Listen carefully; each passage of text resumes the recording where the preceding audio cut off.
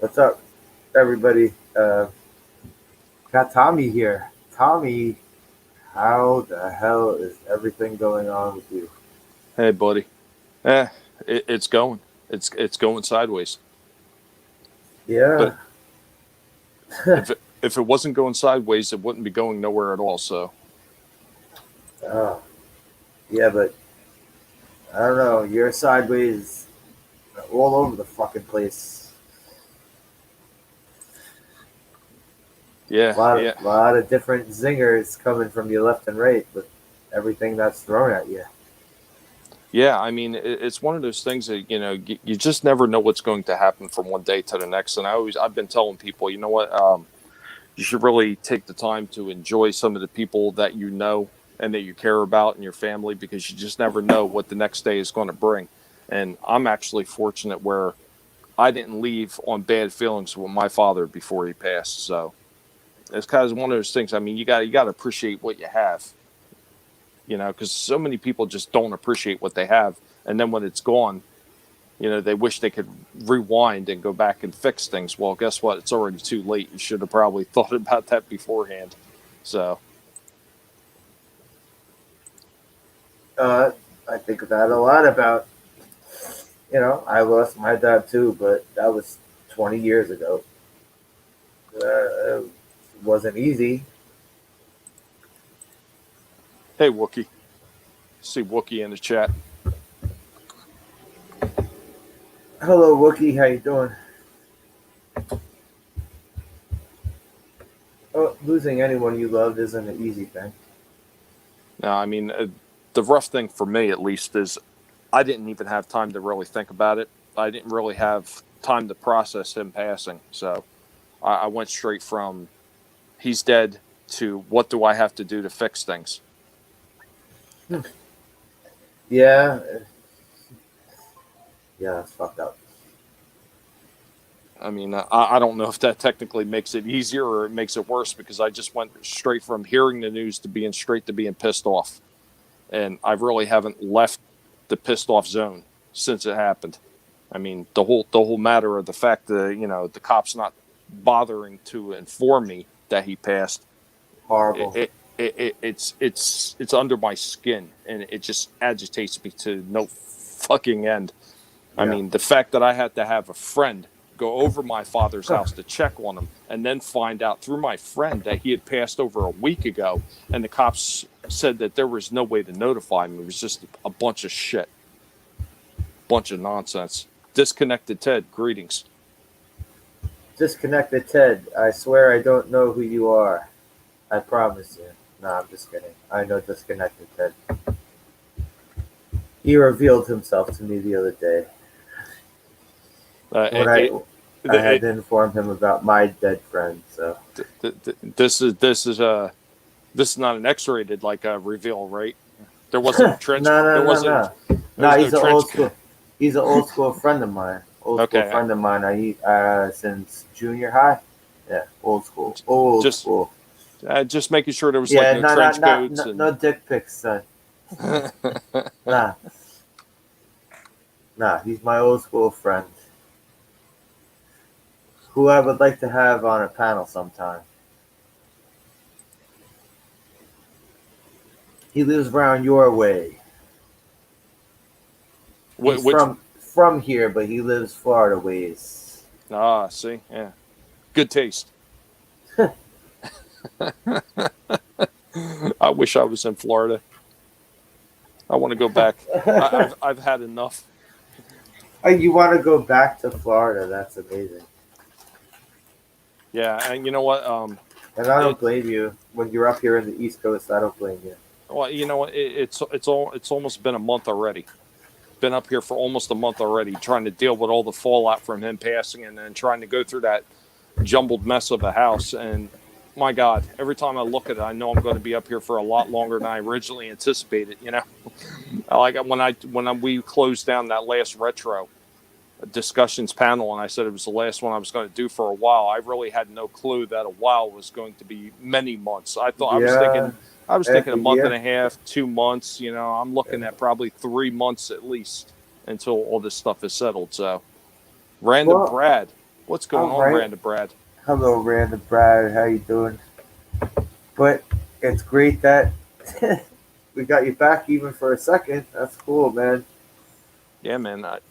Hey, I seen you were going to do this, and do I want to stop in and chat with you for a while? Absolutely, man. I miss being able to chat with everybody. I mean, it goes right back to, you don't know what you got until it's gone, and you don't have the ability to sit there and be able to talk with everybody on live streams, or to chat with everybody you normally would in all the different live stream chats, at least. And I mean, yeah, it's something I've become so accustomed to over the past year and a half, 2 years or so, that when I don't have it anymore, I find myself milling around like my name is Murphy out of One Flew Over the Cuckoo's Nest.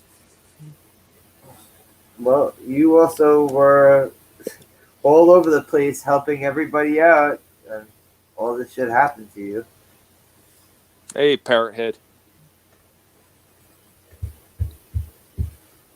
Yes, beware the guinea pigs. How you doing, We Parrothead? we are currently looking at expanding the guinea pig collective. It's a good possibility by the time I get back to Florida, there will be new members. And Random Brad, always good to talk to. Always good seeing Random Brad in the chat. But no, disconnected Ted. No, you don't. You don't. You get 20 free hours.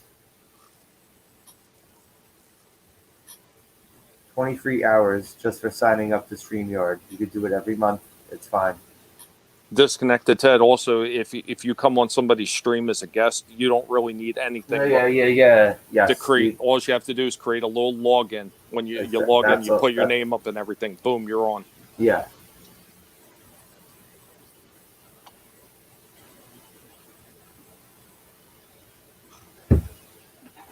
But yeah, I mean, it's one of those things. I can't stress that enough to everybody. I mean, if you got like family members that you haven't talked to in a while, or maybe the last couple times you talked to them, it wasn't actually very pleasant experience. Yeah, it wasn't a pleasant experience, or you didn't have kind words. I mean, you should really think about the next time that you talk to them, to maybe just like eating a little bit of your ego, and try to say some nice things, because you just never know. You never know, because I've run across a lot of different people where they've had nothing but like nasty comments with family members and everything, and then when they passed away, they had no way to go back and fix that because it's already too late. I mean, I take a story from my own personal experience with my father. Before my mother passed away 2 years ago, the last conversation he had with her was a nasty conversation, and he wasn't very nice to her. And when she passed, it hit him hard. It hit him really hard, and I don't think he ever completely got over it, because the last conversation was just not nice, and he wished he could have taken it back, but it was already too late. So. Shit like that. Yeah, that weighs on you when it happens like that. Parrothead, I truly do appreciate you picking up that slack. Remember, hashtag 6 months. 6 months. The enema shall live on forever.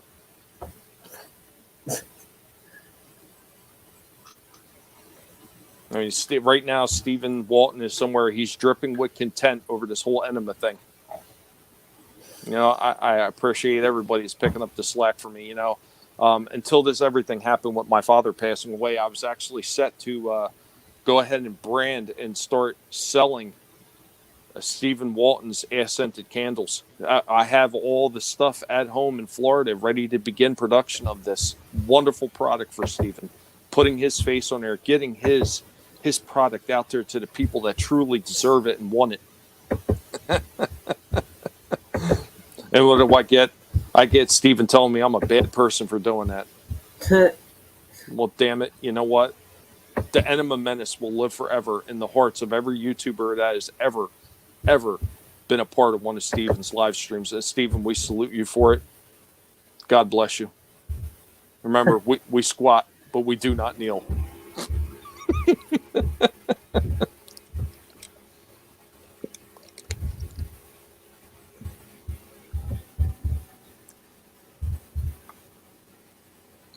God, you sound like you're in the middle of a racing game.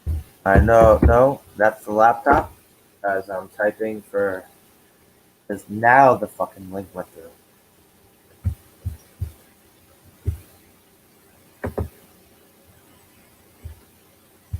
So how's everybody out there doing in YouTube land?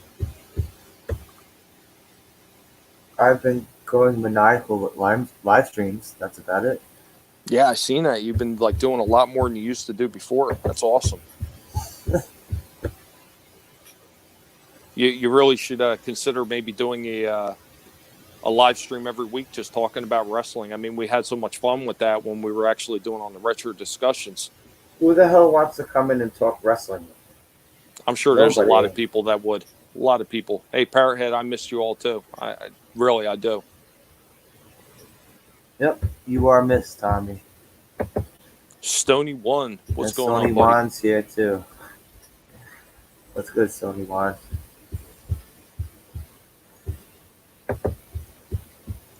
Yeah, me doing a fucking 4-hour wrestling stream. I mean, I accidentally turned your stream into like a 2 or 3 hour wrestling stream. I didn't think it would go that route. But it was a lot of fun. Everybody got involved with that. Everybody loved that discussion. I mean, how many different discussions we've done on that retro panel? You know, the retro discussions panel where they were good topics. They were good topics. Yeah, they were good topics, and they went the distance. But yeah, that wrestling one that went for what was it, an hour and a half, 2 hours that we were talking nothing but wrestling. Oh wait, here he is. Holy shit! What up? What up, homie? Ted, my boy Ted, my boy from back in the day. How you doing, y'all? Greetings. I'm glad you could come on here, man. Holy shit. I actually did it the other day through somebody else's stream. I did it through this guy's stream. His name is AFA, which is Accountability for All. He's an auditor, and I was talking to him for a little bit, and I totally forgot how to do it again because he had, I guess, an open stream as well. Well, I'm glad I gave you a refresher. Yeah, man. Thank you, man. What's up, bro? How you been? I've been and I'm doing stuff. Yeah, I heard that today was his wake, huh? Yeah, it was. It was. Yeah, man. Wes Moody of the Wes Moody webcast. What is going on, Wes? Hello, Wes. How you doing, man? Oh, Wes is a good guy. Wes, the StreamYard link is up there. I'm sure Slasher would love to have you on. But Tommy, this is my friend from back in the day. This is Tommy. Tommy is one of the greatest people you could talk to on YouTube. Nice to meet you, Tom. How you doing, sir? I'm getting by, Ted. It's a pleasure to meet you. Yes, sir. Yes, sir. And heard you around my neck of the woods, huh? Yeah, I'm up in Trenton, New Jersey, taking care of everything when my dad passed away, and he left me with a huge mess. So, well, now he's up. Now he's up in Trenton. Yeah, I was just hearing on the thread, man. I'm sorry to hear that, bro. I can't relate, but I can only imagine, bro. Damn. Yeah, I was telling Slasher, I don't know if you caught that, but yeah, I was never informed by the police. Yeah, Trenton PD sucks. Yeah, that too. They suck big giant donkey balls, and I had nothing but disrespect for those cocksuckers. Mm-hmm. That's why we got to audit them.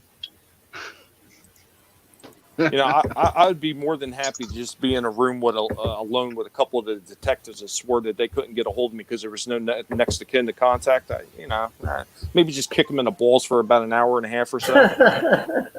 Just do like a grape stomp, like you're trying to make wine. Like. By the way, let me introduce myself. My name is Raynor Matson. Oh, you doxed yourself, man. Yeah. I'm sure they know your name. Well, certain people do, certain people don't. All right. Ain't that many people on this panel, but hey, man, what's up? Mine's Rain. I'm that big guy with square jaw with the gun facing towards you. Calling you disconnected, calling you disconnected, Ted is pretty. I like that. Yeah. I don't know how the hell you came up with that. I was watching these scammers. Well, not really scammers. These guys who like talk to scammers all the time, and this is a pic of an Indian guy holding a gun. So I just picked that as my screensaver because I just got the idea that it was fucking funny. But it looks like half Johnny Bravo, half Punisher. Like Yeah. Yeah, I got my nice side profile pic. This is actually the one that the cops took of me like many years ago. So yeah, from past conversations, Tommy here used to be a vigilante. Really? That sounds fun. I don't know. He said he was caught with like nunchucks and ninja stars on him. It's like, and let's not forget, I also had one of those Cobra knives with all the spikes on it, which the Trenton cops, they did not give that back to me. And there was also a samurai sword. yeah, you were cleaning up those streets. Keeping them clean. I like that. Your name should be the cleaner. The street sweeper. Yeah. No. If anything, my vigilante name would be the Nibbler. What's up, Wes? How you doing, Hey, guys? Wes Moody? How you doing? Wes, how's it going, buddy? Oh, it's doing all right, man. I had a really long day at work. I'm just unwinding a little bit. Hey, how you Mad guys Mardigan. doing?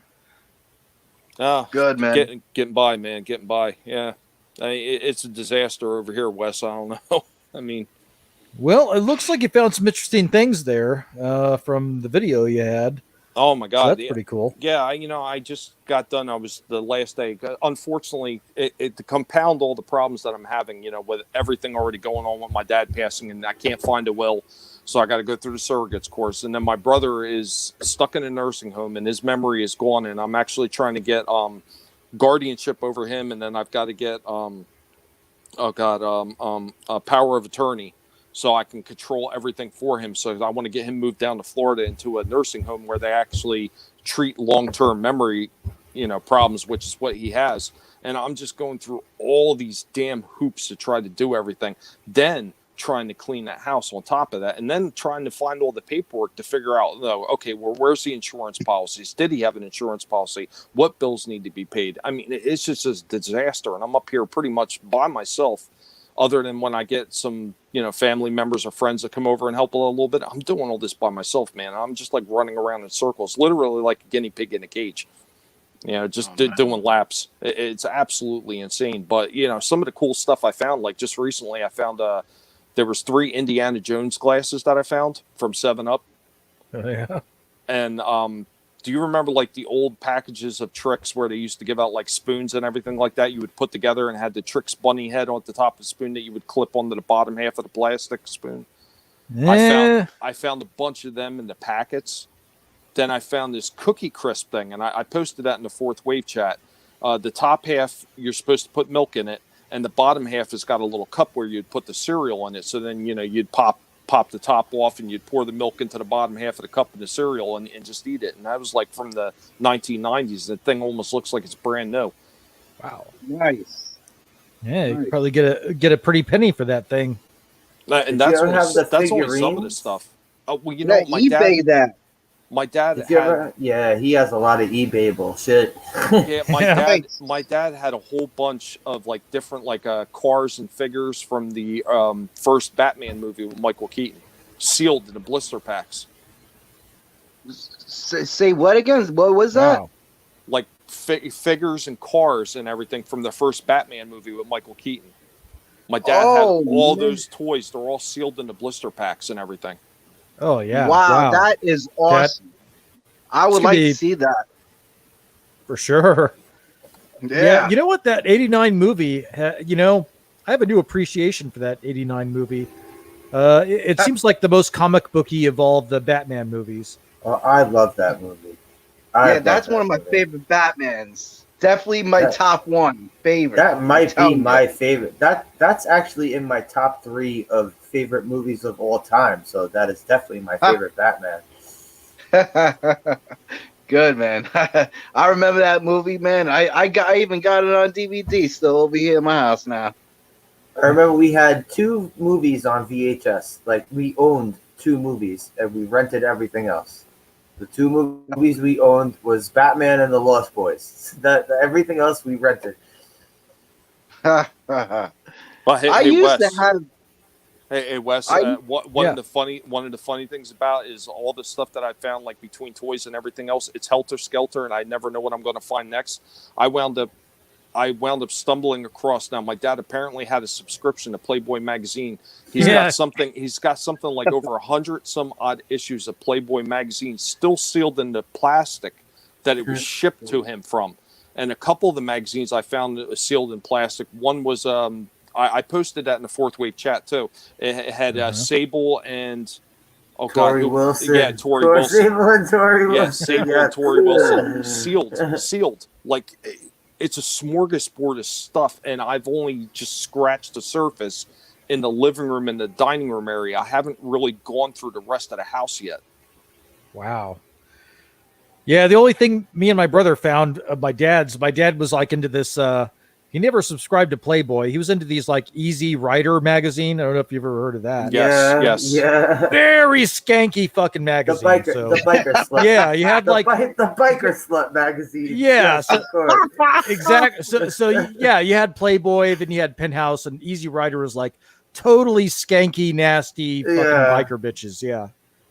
They're just hanging out. I remember those magazines. Yeah. Yep. But they were not sealed. No. Old school, walking into newsstands and seeing those things on the shelf. Yes, of course. Now here's an interesting one I ran across. I found a couple like older comic books, and one of the older comic books had a bunch of like DC characters. It looked like they were all done up in a pinup style, like in swimsuits and everything like that. Dude, I found a Debbie Does Dallas comic book in my fucking attic. A fucking Debbie Does Dallas comic book that was made in like 1990.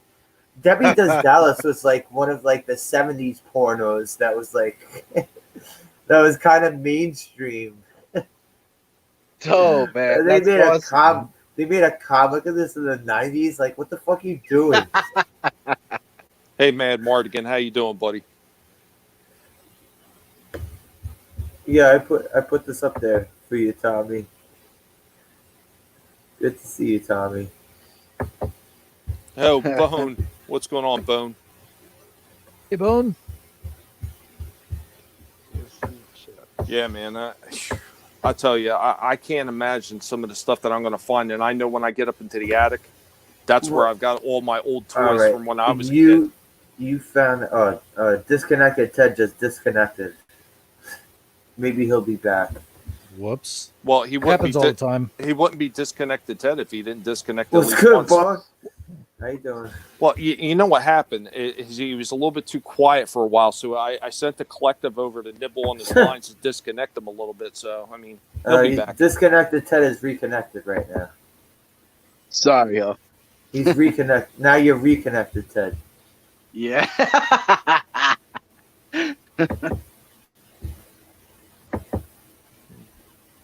Sorry to interrupt you guys, man. No. Get back Ted. to your regular broadcast. Yeah, I'm gonna. You know, funny thing. I'm sorry. Go ahead. You remember Sky, right? Of course, I He- remember him. He even mentioned Mark about him remembering him. I don't remember him even remembering or knowing Mark that much. All right. Well, all right. Whose wake I went to today? Who both me and disconnected Ted know. Yeah, very we, well. we hung out across from two people. There was two houses across the street from each other within groups of people we hung out with, and like we would spend time at one house, spend time at the other house. Mm-hmm. Yep. Yep. Those days Like, were fun. I don't know about anybody else, but me personally, I have so fucking had enough of 2020. I am can't. sick You're of this not. shit. You're not fucking lying. Dude, I mean, like every Let's time I go to turn the- around, there's something else. I mean, we just lost Eddie Van Halen too. I mean, Yeah, the Yeah, guy, man. he was only R.I.P., 65 man. years old. I'm still shocked that Eddie Van Halen outlived Keith Richards. Keith Richards is Oh, gonna I outlive us know. all. Keith Richards, the nuclear war is gonna come, and Keith Richards is gonna be standing there smoking a cigarette. Wes, He's going let to be me our tell new you god. something. Wes, let me tell you something. Keith Richard has been dead for years. Nobody has told him yet. No, He's I'm saying like he could have a nuclear bomb dropped right on him, and he'll be standing there covered in soot, smoking a fucking cigarette. Let's put it this way: after a nuclear war, the only things that are going to be left is going to be cockroaches, Keith Richards, and Betty White. Y'all seen The Mummy, right? Wow. I've not seen The Mummy, actually. Have you ever seen Betty White in anything? You've Are seen you the Mummy. seeing Keith I Richards? saw her in Golden Girls. Does that count? Are you saying Keith Richards is a mummy? Like he's an actual mummy? Where do you think all these movies, about the living dead came from? They based them off It's of all Keith based Richards. on Keith Richards. Yeah. Keith Richards should have been dead a long time ago, like 40 years ago. But his clock is still ticking. All right, that's the other thing too. Yeah, it's rock star for you. So many other bands like died. They drop off the face one by one. Motley Crue. Every single member of Motley Crue is still alive. Just think about Yep. that. Every single member of Motley Crue still alive. And, Well- and one of them is at least doubled in size. And I'm sure they've all quadrupled in STDs because they're Motley Crue. That had to have quadrupled in STDs. Yeah. I'm sure some of them have STDs named after themselves that we just don't know about.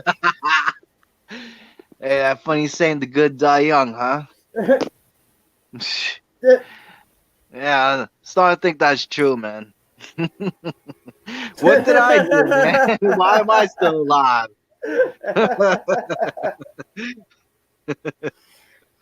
Sometimes I think I remember when that's Motley Crue had that other singer and they tried to release that album. Didn't go Oh, over so yeah. well. No. yeah. Oh, Wookie. I bet you that guy's dead though. You see what Wookie said? Oh, yeah. Gotta I be. found an autographed copy of Linda Lovelace's autobiography in my dad's stuff after he died.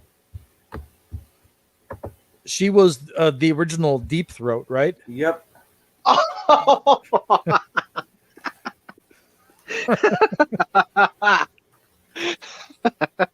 Like what was the ones that were mostly well known? It was Deep Throat, Debbie Does Dallas, of course, and then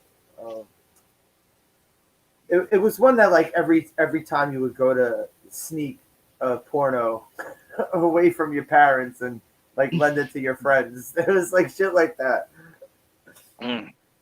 How about Asia Carrera? Oh, she's not that Was she old. in porn? Yeah.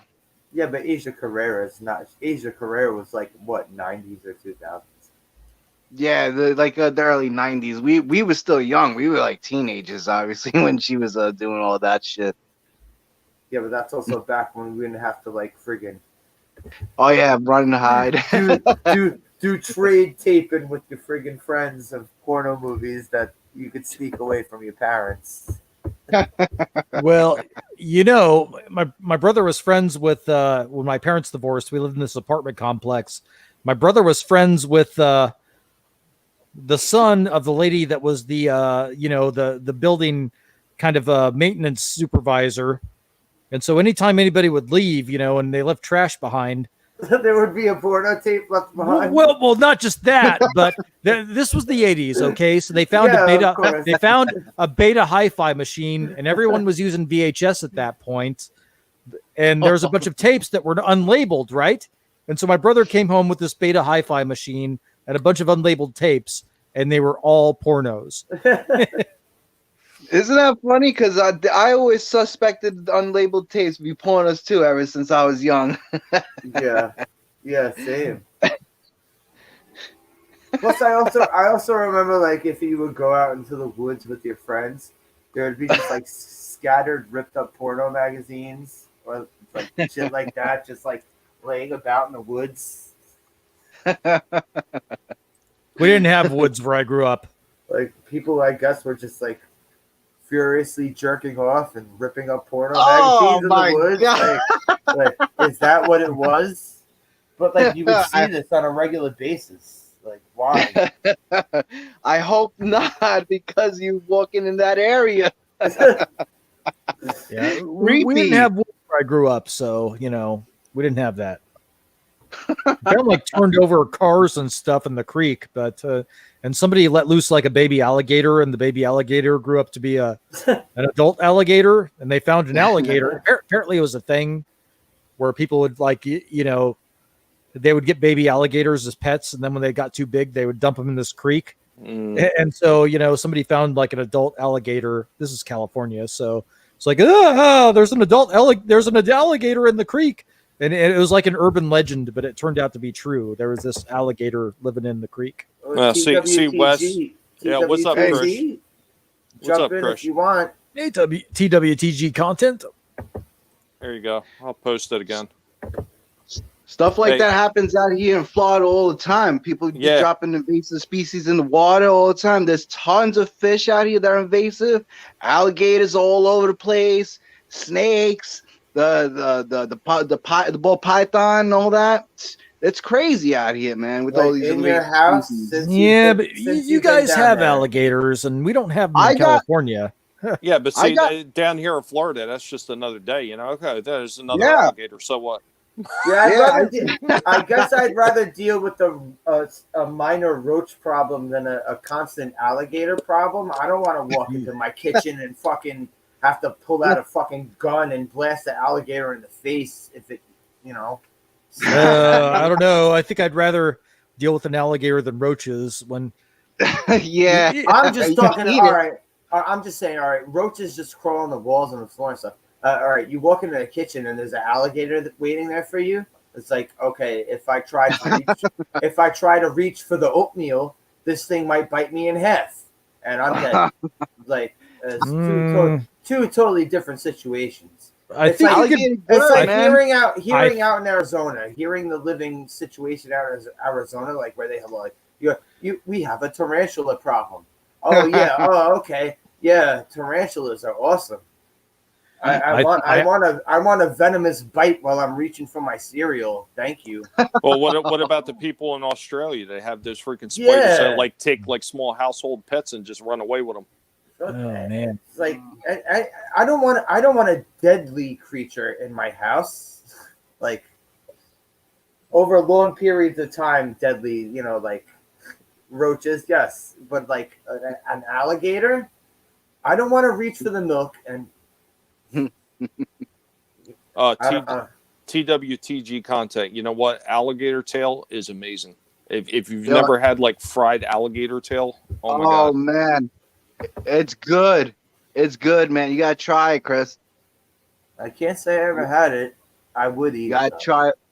Try it once, man. You're gonna like it, man. It's not bad.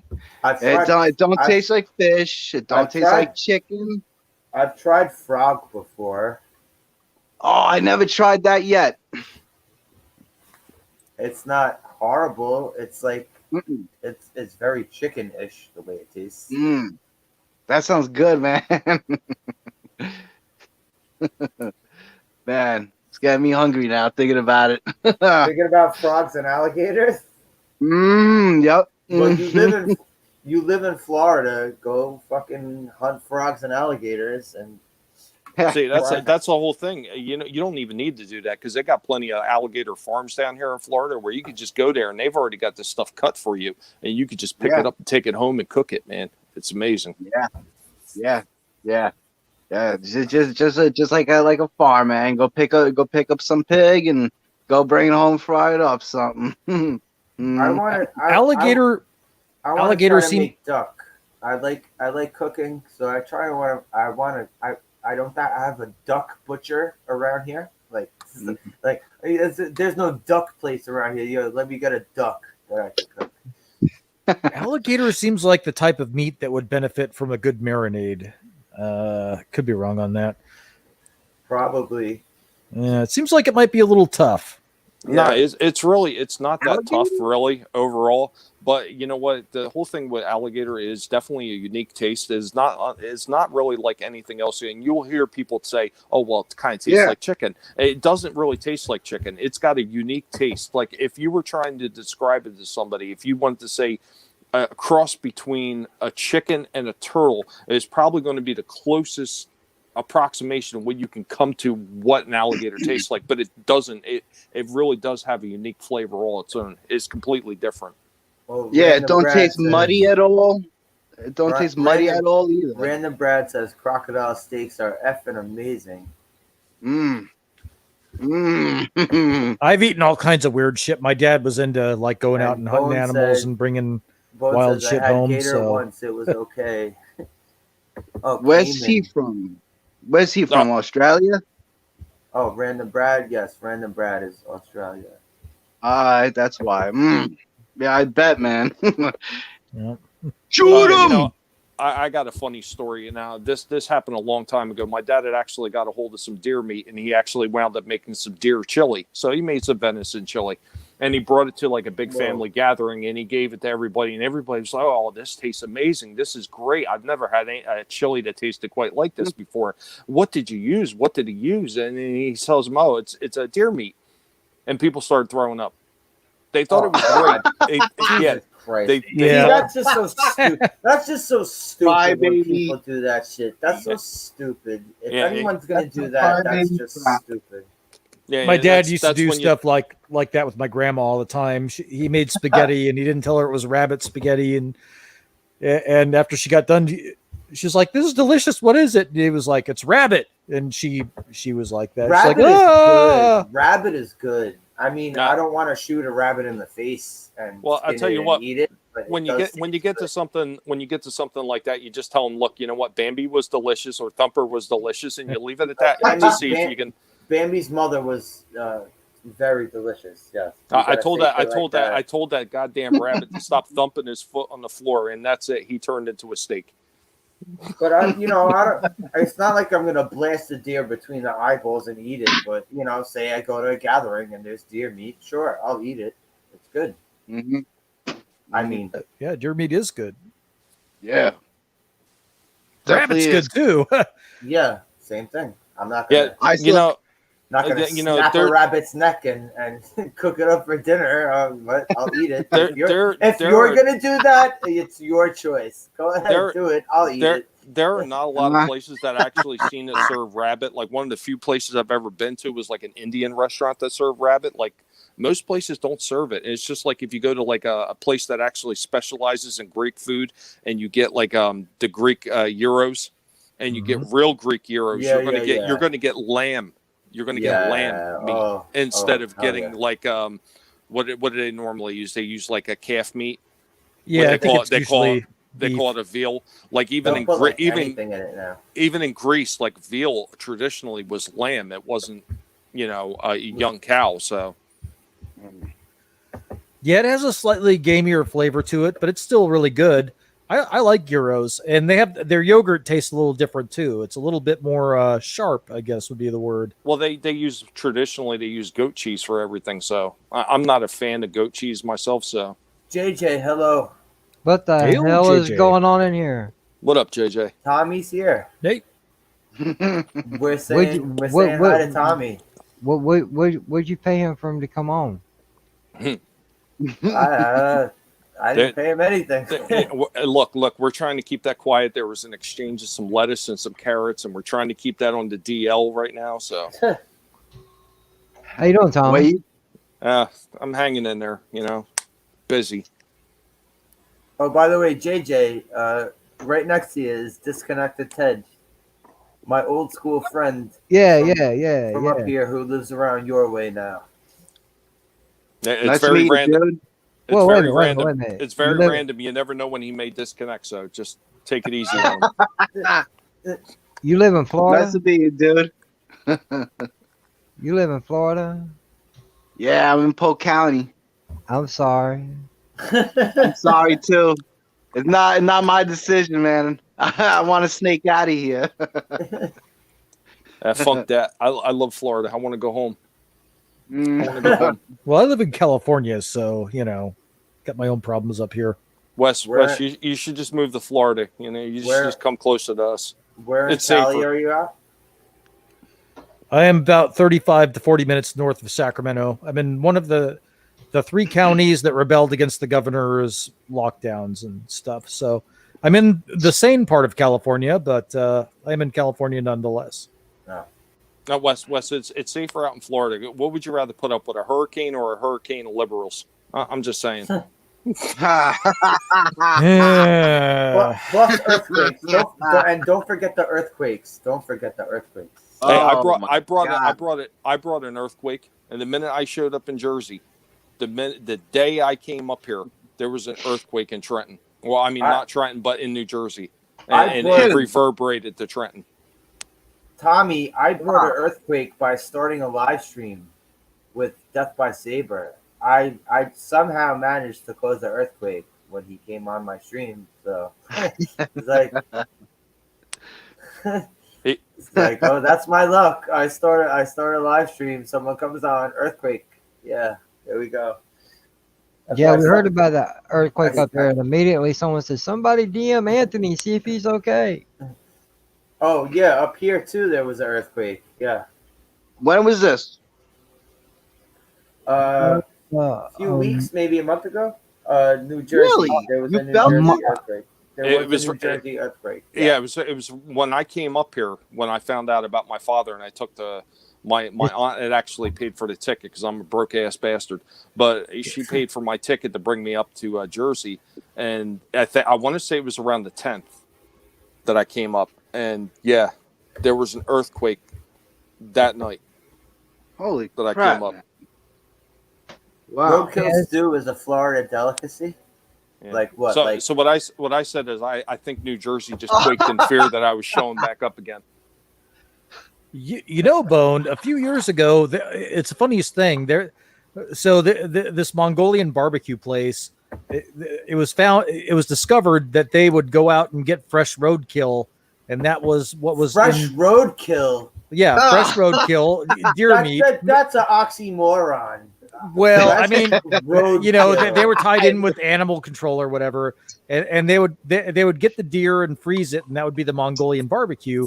And it was funny God. it was funny watching the comment section because people are like, "Oh, it's so gross." They said it was chicken or beef, and it was deer meat, and then people are like, "That roadkill was probably more healthy than anything you get out of the What the fuck? It was just like- yeah.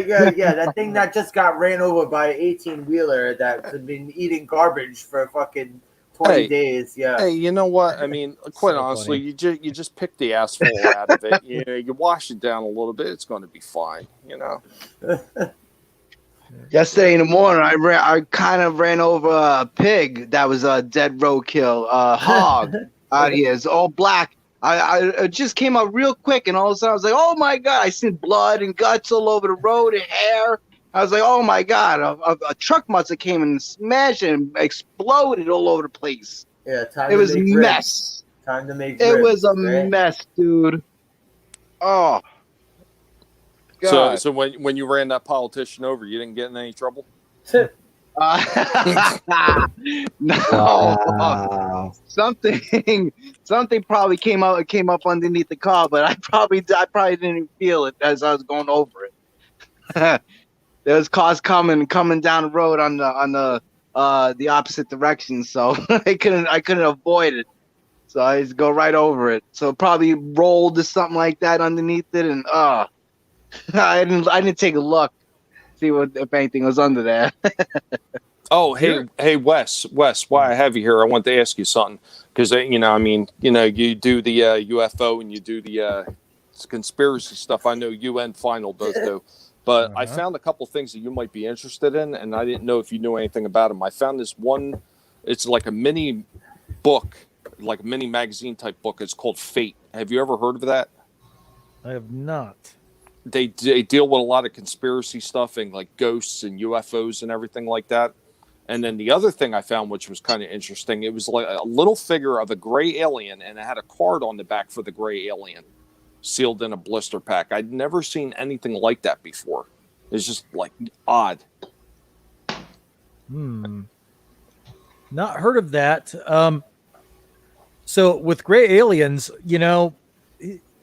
apparently, and I'm trying to find it. There was an advertisement in the '80s for like Coca-Cola, and they had, and supposedly part of disclosure is, through popular media, they're supposed to disclose, and they had an extraterrestrial with a bottle of Coke, but they superimposed the Coke with the alien, but the alien supposedly was an actual extraterrestrial. And they put it in this advertisement as part of disclosure to say, it's kind of like, haha, look, here's an actual alien, but you won't know it was around the time of ET. You won't know it's an alien because we put it in a Coke ad. And that's supposedly kind of like where they're going with disclosure. But you know what? They sure scrubbed the internet of the image of that alien. Because I've been trying to find it. Yeah, looked like your typical gray too. But I've not heard of that one. You want to talk about disclosure real quick, since we're probably just going to do anything, because Slashers he's good at that, just letting it all go.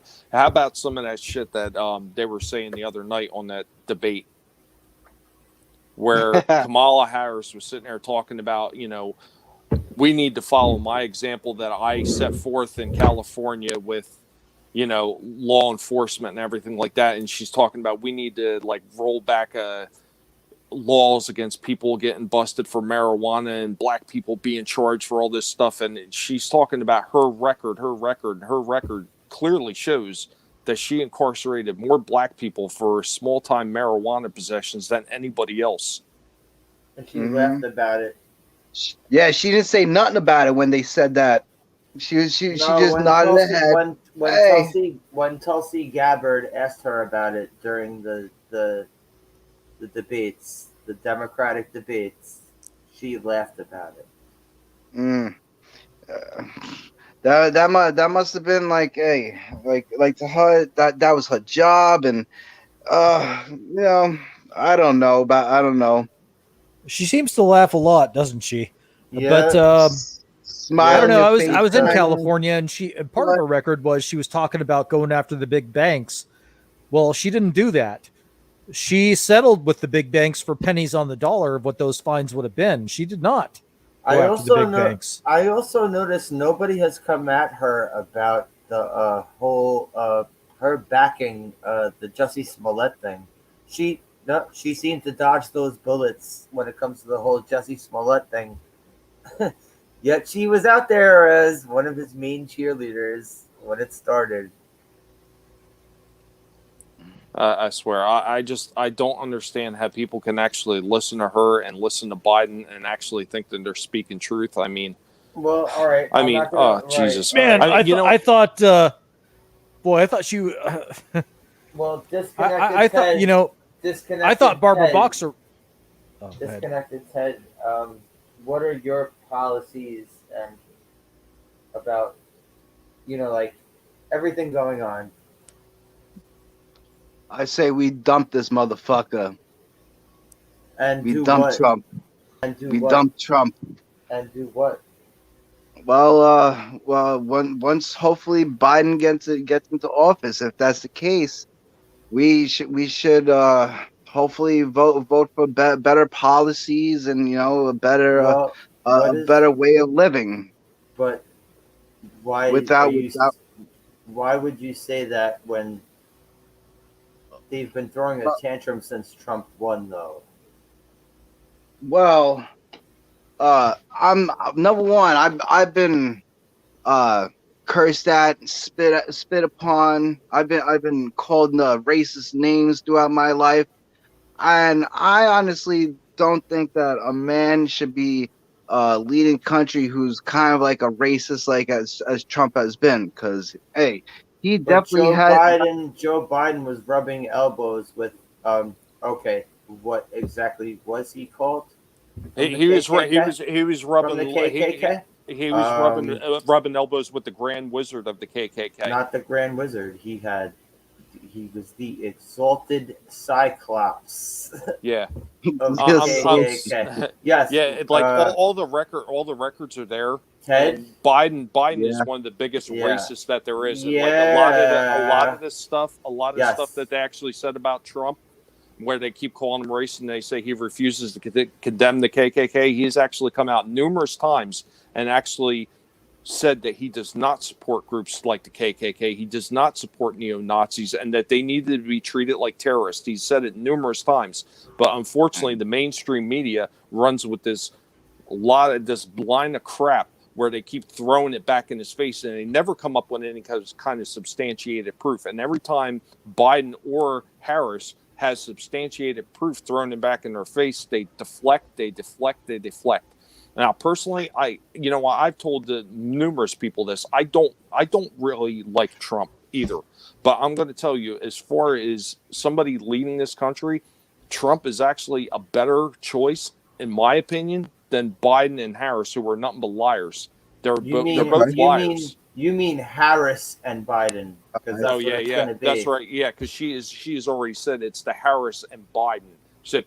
And AOC has actually come out and said, "Oh, we're going to steer Biden into the direction we want, and everything she wants is socialism." And if you've ever talked with somebody who came over from Russia, like I have, I've talked to those people who actually lived under communist rule in Russia. Talk to someone from Venezuela. And Russia or Venezuela. If you Yeah. talk to Venezuelans, exactly, Or they'll Cuba. tell you about it. They'll tell you that shit was not fun. Waiting in long lines, bread lines, to be able to get food and not even know if you're going to get food. This is the kind of crap that they want to push. And if anybody doesn't really think it, they really need to look at everything that they were putting forth, especially in their Green New Deal program. It's a bunch of horse shit. And it's all really right there for anybody to really look. But the mainstream media will not talk about it. Just like they said that Trump said he called all these troops losers. Nowhere can they bring up the footage of where he says it. You can easily find footage of Biden sitting there telling United States troops, Dude, clap Tommy, for that, you stupid bastards. Tommy, Yep. there's pictures of him hanging out with the fucking exalted Cyclops of the KKK. Well, he that one guy from the KKK was a senator there one time, and Biden couldn't do enough to commend that Robert man when Byrd. he passed away. Yes, he commended that man over and over and over again. Yet nobody is calling that out. Not one single person. Nobody. You get a couple of small, you got, what is that, One American News that calls it out, and sometimes you get Fox, but Fox is starting to get a lot of liberal leaning lunatics in there too, and they're like leaning on the same side as the mainstream media. They're starting to, and it's pathetic for companies that are supposed to be transparent and supposed to actually report the news. They're not really doing it. Yo, Ted, are you still here? Because you seem to have come back. Did you drop again? Yeah, something went wrong. Oh, I would suggest to seriously look into I'll stuff. come right back. Okay. Go ahead. I would suggest to seriously, like anybody who doesn't believe it, to look into it, because you're going to find all the video evidence you want, especially about Biden and the KKK. It's easy to find. It's still out there. They haven't scrubbed it. Yeah, it's all all over the place. TWTG content. Over the place. Chris, he even says that he has some of the video of it. I mean, it's not hard to find. Yet when they talk about everything that Trump has said that's racist and how he refuses to condemn, nowhere do any of these people bring up the fact that he has condemned it. Well, and that's hypocritical. Well, they're terrified of losing the black vote. Black voters have been voting Democratic 75 to 95%. And they only need to lose a few percent. Not every black voter votes Democrat, Well, they don't need to even lose that much or have them not show up to the polls for the Democrats to lose. And they're afraid. That's what they're deathly afraid of. That's why they're trying to propagate, this narrative about racism. America's a racist country. You're never going to get ahead. Vote for us. But Because- Bone. not Bone. every Good night, not Bone. every Good night, not Bone. every gay Night, Bone. person. Hi, Bone. Have a good night, boss. Yeah, you know what? I mean, I didn't mean to like bring that out on your buddy Ted, but I mean, it's kind of one of the. I asked him too. No. It's one. It's again. He might be It's back. not. He might be back. It's so it's no problem. it's not a personal attack on him, but you know Well, what I mean. have This a is good the night, problem. Bone. Have a good night, Bone. Good Thanks night, for coming Bone. Have a through. good one, buddy. But yeah, Good I night, mean that's the problem with the mainstream media. They only give you it from one perspective only. And just like the whole thing with the whole Hillary campaign was the one that created the Russian hoax. This is out there now, and they're saying that this is 100% legit. That she started it all, but none of the mainstream news medias want to talk about it. They're all brushing it under the rug. But I just don't understand the hypocrisy. I just I'm back. yeah. Hey, welcome Huh. back. Hello, YouTube, and I am Buck. Now he's a rectangle. So I pressed the wrong button by accident. Whatever. That's Hey, fine. That's fine. yeah. All good. We've Yeah, all done it. Still trying to figure this stuff out. Yeah, we've all done it. It ain't no biggie.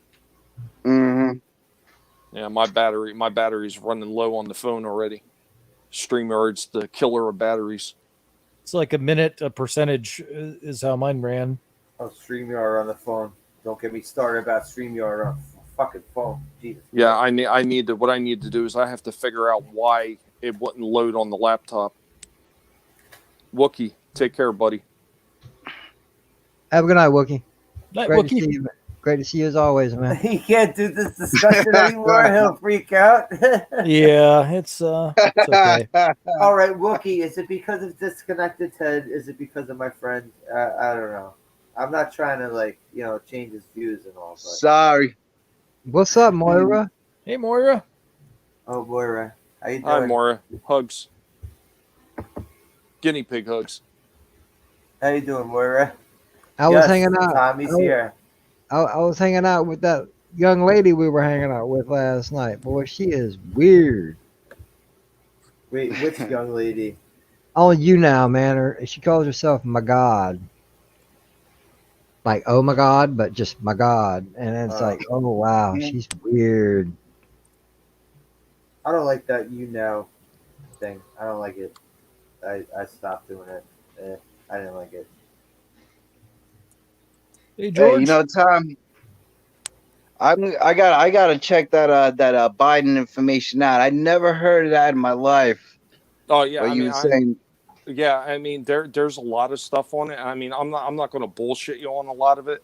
And like I said, Yeah. I've never been, and I've told plenty of people this before, because if you ever went to my channel and you went back and look at some of my old videos, I've called Trump an idiot on many occasions, because I think there's a lot of things that he does that is just asinine. But I mean, unfortunately, you're going to get that with any politician that you wind up, watching. Exactly. So I mean, this is just it happens. It happens. So. All right. But yeah, like some of the hello. stuff that they're saying is Yeah. just absolute nonsense. It George really Peter is. Gaffis. How you doing, George Peter Gaffis? All right. I mean, TWTG content says he actually has some of the video footage, like somewhere on. I'm assuming somewhere on his channel. But if you look it up, you will see these actual things, and it's actually quite disturbing. Yeah, the clap, you stupid bastards, is pretty disturbing. Yeah, my buddy John Talks just did something on that recently, and it's actually in there. Biden talking down to the troops, and it was from, I think it was 2016. Really? Yep, he was still vice president. Yes. Guys, Wasn't one of his asshole. sons? Wasn't one of his sons a true in the army, in the Marines, and he Yes. I think they both were in. Bo was honorably discharged, and Hunter was dishonorably discharged for drug use, I believe. Yeah, I heard that. But shit, why would he talk down to our army if that was the case? I don't get that. Because he's an asshole, and he didn't think it would get out. and he thought that he could talk that way to our troops. Okay. Let me see if I can find it because it's out there. It's definitely out there. Clap. I'm trying to figure out this whole thing. It's easy to find. I'm going to see if I can open up the laptop so I have a little more time. Thanks for the insight. Find it. Do you have any way to hardwire your laptop, Tommy? No, not here because I'm at my. Excuse me. Alrighty, let me share this because I found it. All right, let me see if I can pull this up. Share audio. There we go. Whoops.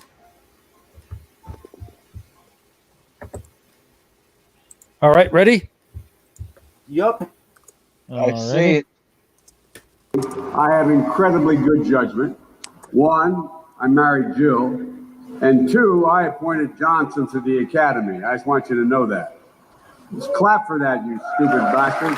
Understanding what you may hear about me, I have incredibly good judgment.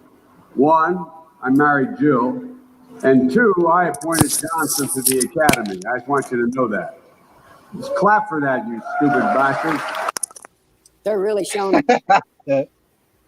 He's awesome. He must have been drunk. He sounded slightly drunk. He did. It seemed drunk to me. Well, I mean, no seems judgment drunk. there, No, he doesn't. No, he doesn't seem drunk. He seems like he got kicked in the head by a fucking horse. That's two totally different things. Hey, like Slasher. drunk is excusable, but if you get Slasher. I'm going to drop out on my phone, and I got my laptop's one sitting in the backstage, so try to bring that up. okay, no doubt.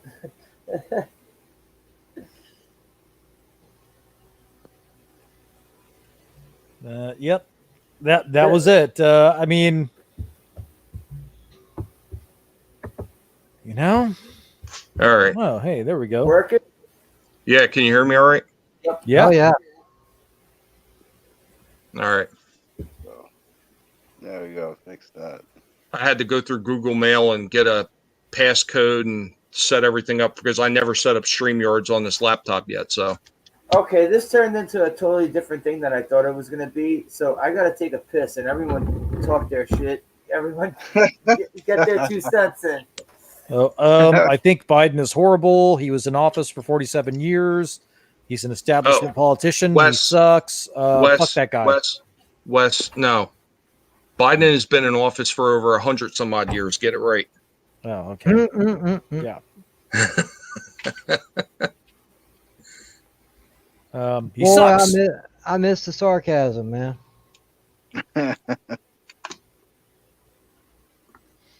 Who hasn't seen that? He's like been in Austin since what did he say, like the 1800s or something? Yeah, 180 years or something.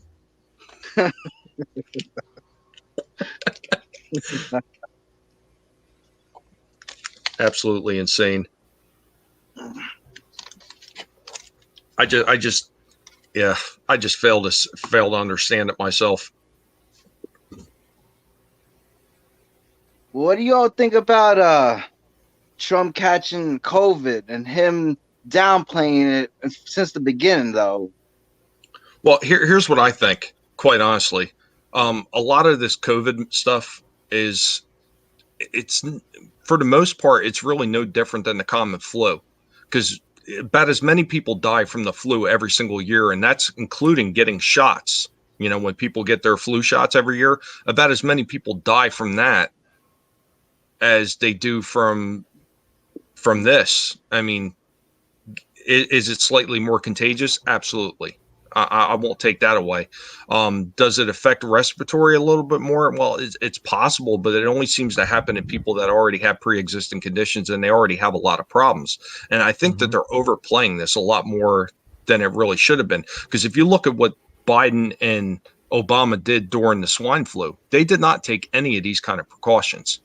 And luckily, and they actually had people from the CDC and the health organization saying, luckily, it wasn't more deadly, or a lot more people would have died. So you also have that. Well, man, I don't. So I've had both the swine flu and I believe I've had COVID. And I thought that swine flu was a lot worse than what COVID is. Well, I don't know. So when I had swine flu, it lasted about 3 weeks and I felt shitty the entire 3 weeks. When I had this, what I thought was COVID, you know, you'd get better. Extreme fatigue, very bad sore throat, just like the worst headaches I've ever had in my life. And it would start to get slightly better, and then you'd get knocked down. You'd get slightly better, it would knock you down. Slightly better, knock you down. Was the COVID thing, as where with when I had swine flu, it was 3 weeks of legitimate, misery. Okay, And wait, so I'm sorry. Wait. I came back because that piss was like a waterfall coming out of my dick. So I had to do something about that, and Ted disconnected again. Yes. All good right. name. He wouldn't be disconnected, name. Ted, if he wasn't disconnecting. Well, he disconnected about 6 or 7 times during this. Really more. I don't think I ever heard that one. So But more anyway, says Hunter Biden was in the Navy and he got in trouble for using cocaine, and now he's being somewhat investigated with his business. Yeah, well, I know that part. The money Anyway, from China and Russia. for my old school friend, thank you for coming through. My old school friend disconnected, Ted. Thank you. I appreciate you coming through. It was Being nice able talking to you, Ted. hail Ted. But yeah. Anyway, what seems to be the difference is that the supposedly the COVID, if you have a pre-existing condition that Yes, if you have if you get hit with a drive-by and you have coronavirus, you're dead of coronavirus. Yes, I know that. Yeah. Well, I mean, I had a cousin that's a second cousin, 9 years old, I believe. He was one of the very first people that they discovered that coronavirus wait. was. Let's see if he can come back. Hold on. And it is because my family on that side, they're military and they came back from Korea, I believe. And Ted, the link is there in the chat for you. so they actually had to hook him up to a ventilator and all that stuff. And they found that he had a brain tumor that was undiagnosed. And my stepmother passed away from COVID a couple of months ago, and she had type 1 diabetes. She went in there with a headache and what she thought was mild pneumonia, got really ill in a couple of days, hooked her up to a ventilator, and she was dead in 3 days of her going to the hospital. So, I mean, I don't know. I think it's real, but it seems to be really uneven how it's affecting people. And regardless of these personal experiences I've had, we need to open up. All right. I mean, people, we used to have smallpox. We used to have all kinds of nasty stuff, polio, life Spanish goes on. flu. All right. Spanish flu. You can't shut down the entire economy based on this stuff. It's going to, already, the incidental effects have been far more damaging than, It's election year. It's election year, and they want Trump out. I'm sorry, that's my. They do. Well, They what do. they're It's doing election year. is they're It's election agree. year. It's election year. They want Trump out, and this was the whole fucking thing. Well, look well, at they're it. scaring scaring people into submission. Quite honestly, is what they're doing. They're just scaring people to death, and Exactly people are just what scared it to do is. anything, and they're willing to listen to anybody who swears up and down that they're going to change it. So Exactly what it is. here's what happened. The narrative is Trump is a dictator. He's the next Hitler. They tried to bait him into being the next Hitler with this pandemic. And then they were going to say, oh, it wasn't that bad. But he didn't take the bait. And so he did what your constitutional responsibility is as a federal officer and say, 10th Amendment, this is to you, the states, to decide. And, they're like, whoa, what do we do? And they overreacted as predicted in many cases. And so you all saw all the arrows just turned back to Orange Man bed. That's all it does. that's what it was. It was all supposed to be, see, he's a dictator. If he would have taken the bait, it would have been, he's a dictator. He's a dictator. Get rid of him. But he didn't. So, But anywho, you know what? No more political talk. I'm scrapping political talk right now. All right. All right. Yeah, I kind of want to keep my mouth shut about this because I'm probably gonna just make myself look stupid.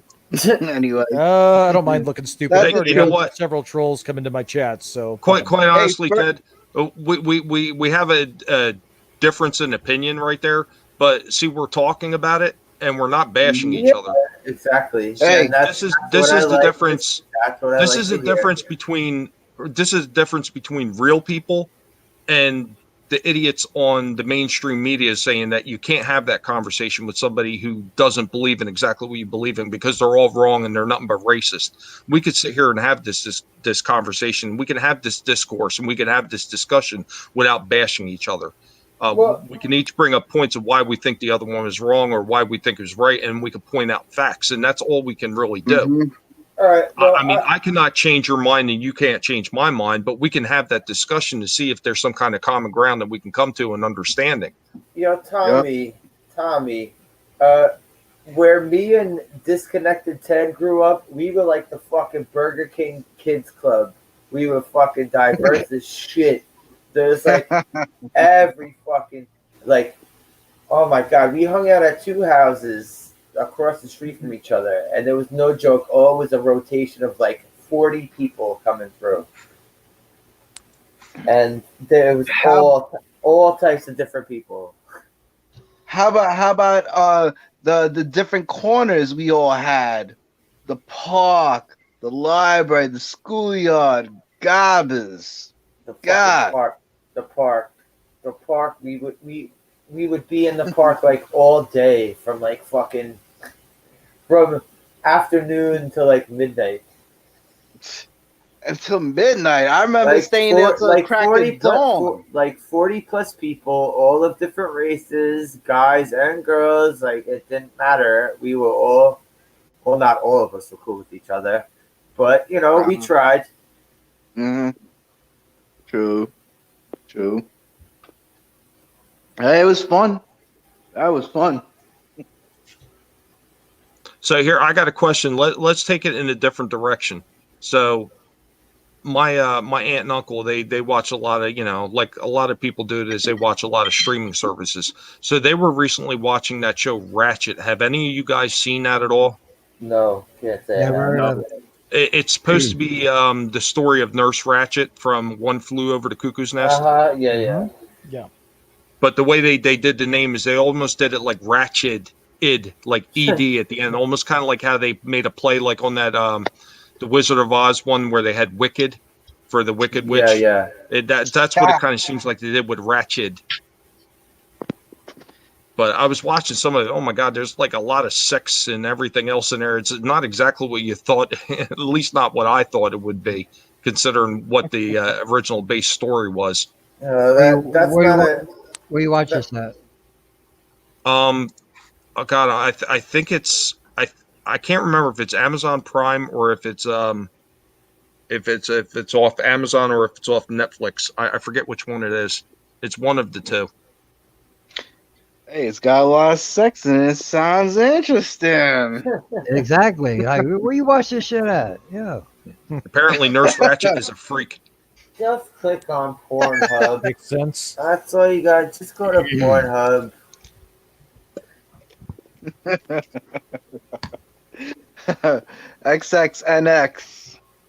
xxnx.com. I don't know. I don't understand. Like, all right, it's fine to see like Salma Hayek in that scene in From Dusk Till Dawn, but Oh man. you know, like when you could just see porn, I don't know. Hey, that seems good, just like porn. She's unsexy little motherfucker. Let me tell you that. them little titties. She's still hot, man. She's still hot. She is still hot, She still got it. but she's also married to like a gazillionaire. So Hey, Slasher. Yeah. If I had to ask you, what show do you think I'm looking forward to coming up next? You want to take a stab what it would Cobra be? Kai. That's one of them. The other one is Transformers. Oh, okay. You know, Dude. you know, what I wish they had. I wish they would still run that Punisher show, man. Oh, the I didn't Netflix like one. it. I didn't It- like it. You know what? Really?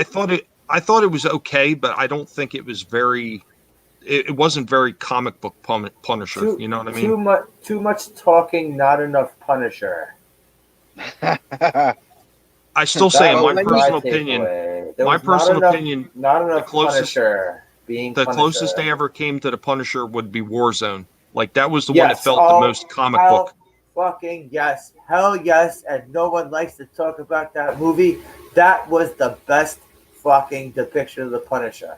Hell yes. Punisher Warzone the movie. Hell yes. Hell Just like, fucking yes. Just like Judge Dredd with what was that, Carl the Urban? Carl Urban one, yes. Oh. Hell yes. Way better than the Stallone one. Yes. Yeah, it's Oh. on Netflix. Random Brad is hailing you, disconnected Ted. It's on Netflix, JJ. Yeah. up, I just Brad? looked it up. How you doing, sir? I like this The Cookie Monster ventilators guy. are the problems of the George Peter coolest. got this. That's Cookie Monster, right? No, it's Fancy That was Cookie my favorite Monster, Sesame Street character. who flies through space. But Yeah, no I one tell you- talks about Punisher Warzone. God Yeah, damn. Yo, that it's shit a was so shame. good. That shit was so good. The Punisher show, oh god, it was so slow, so much talking. It's like, no, I just want to see Punisher shooting people up. No, we gotta Well, have You know what backstories of part? people we don't You're care right. about. You're right. Slasher. You know what part I've really hated about that Punisher series is the fact that they made Jigsaw something he never was. Jigsaw was yeah. never no soldier who was a friend of Frank Castle's. He was a low-level thug. Exactly. He was Yes. a low-level thug that got pushed into stardom because the Punisher Exactly. left him alive. Yes, and they made him. What the fuck was he like? What was that whole shit with that woman? I can't remember what her name was. What were they? Were they Oh shit! The task force they had was it Anvil? That's what it was called. No, garbage. It's just like some of them other ones with Thomas Jane when they made him to be something that Punisher never was, and let's not even get started with that Dolph Lundgren one. The only one they did him right was Punisher Warzone, the Ray Stevenson one. That's the only one they did right. In my opinion, as a Punisher fan reading the comics as a kid. That's How much you want to make a bet if they I mean, ever decide to do another live action of He-Man, that people are going to go back and say, "Oh, that first He-Man with Dolph Lundgren was the best ever." well, I didn't even even as a kid, I didn't want to watch that He-Man movie, even as a kid, because they brought him into like our world. No, I want to see He-Man in Eternia. I don't want to see He-Man walking past people dressed like me in the street. And that stupid troll character that they had. Oh, that was the jeez. 80s. They wouldn't look like you now. But here's my highlight from the He-Man movie was when they were eating like the chicken wings or the KFC or whatever it was. It's just like, oh my god, I didn't so see good. a second of it, so I wouldn't know. Oh, I man. honestly didn't see a second of it. And they're like, these people eat flesh. Ah! And she like puked it out, and she's like, they eat meat. They're barbarians. Yeah. Yeah, I would say out of those Netflix series, if you're talking about the best comic book adaptation that they did, I think would probably be the closest one would be Daredevil, because I think that series for the most All right, part was Daredevil pretty- was pretty dope. fantastic. Daredevil was dope. good. I love Daredevil. Daredevil was dope. Daredevil. I was better didn't than tell you the Punisher. truth.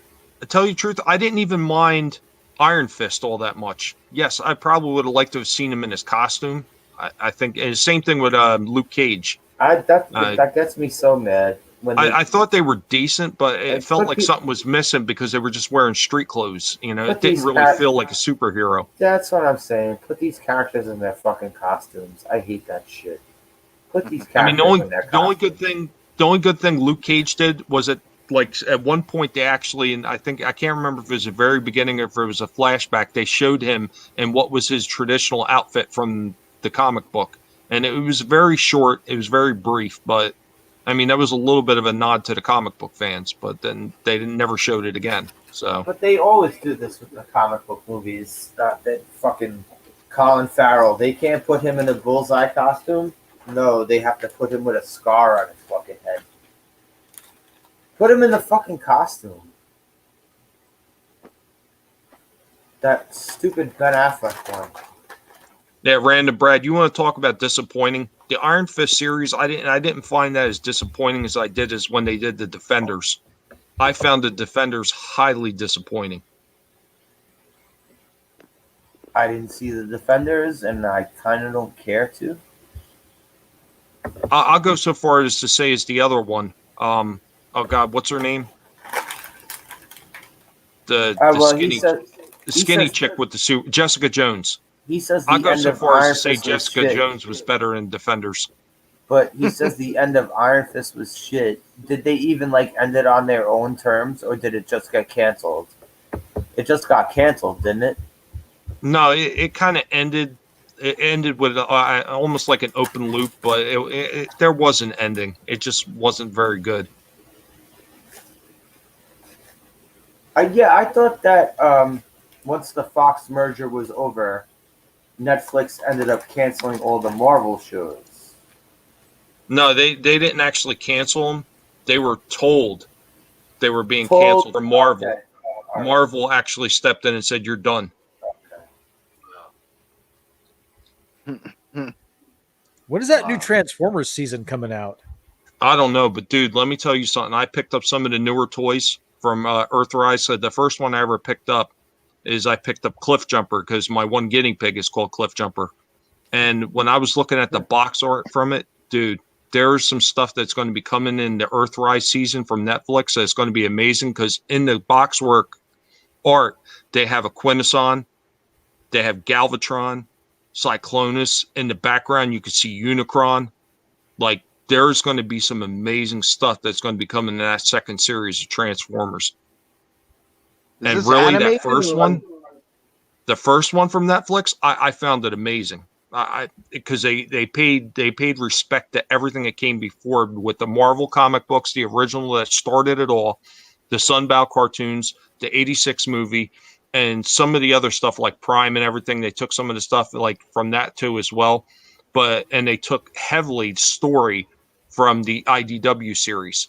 It was very IDW story driven, and that's what gave it its grit and its darkness, and it like an actual feeling of a real war going on, as opposed to the Sunbow cartoon where they just got blasted and got back up and walked away. Like they actually put some gravity into it when they took the IDW writing. Has And- anyone watched the Castlevania series, the Netflix Castlevania series? Is it? I haven't. Is it worth watching? Okay. I hear it's good. Yeah. I haven't watched it either. I never checked it out either. I would check it out.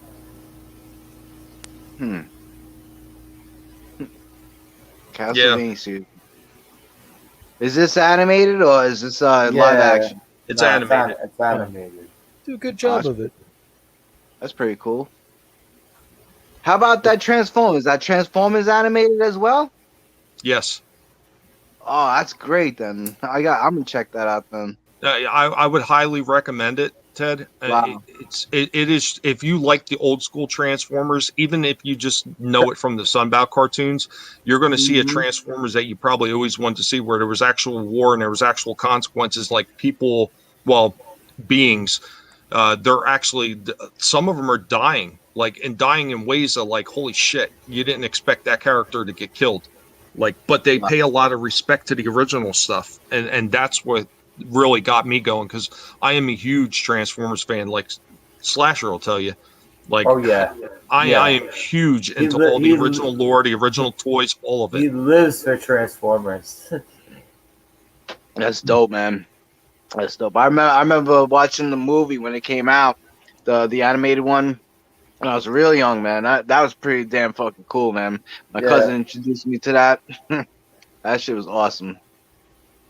I found that I own that movie, and I found it about a month ago, and I don't own it on Blu-ray, and I don't own it on DVD. I found it in not the cardboard, but the hard plastic Clamshell. VHS. Yes. Oh shit! Wow. Wow. Well, here's a funny one since we're talking about that. I was out at the store the other day, and I probably spent a little bit more money on a few things that I got up here than I should have, but they did a retro like toys, like what's the name of that company? They make like little retro figures. They're almost like the old school, like just the arms and the legs move. Yeah, reaction. It looks like it's done like the same company that does the reaction Funko. figures. But they're also Funko. They made Pops figures, those annoying looking Pops figures. It's the same company. They made some Transformers figures, and one of the ones I picked up is they got the completely grayed out dead version of Optimus Prime. Ooh. Nice. Yeah, that's dope. That was a shocker, and I remember watching that in the theater. That was, that was a big deal. You got the touch. But the representatives of Hasbro just thought that they were just killing off the toy line because they were moving forward in the 84, which was carried over in the 85 when they released the second wave. They were getting rid of all those toys and they were bringing in the new line. So they just figured that, well, we're just getting rid of a toy line. They didn't realize the impact and the gravity that those characters actually had on kids growing up, especially the figure of Optimus Prime. You know, he was like that. He wasn't just a leader. He was like a father figure. He was a friend. He pretty much did all the virtue that you could get out of one character was pretty much in that character. And Peter Cullen actually based Optimus Prime, how he spoke and how he reacted on his brother, who was a Marine veteran from Vietnam. When he fought in Vietnam, he came back and he told Peter, play it like a real hero. Don't be a Hollywood hero.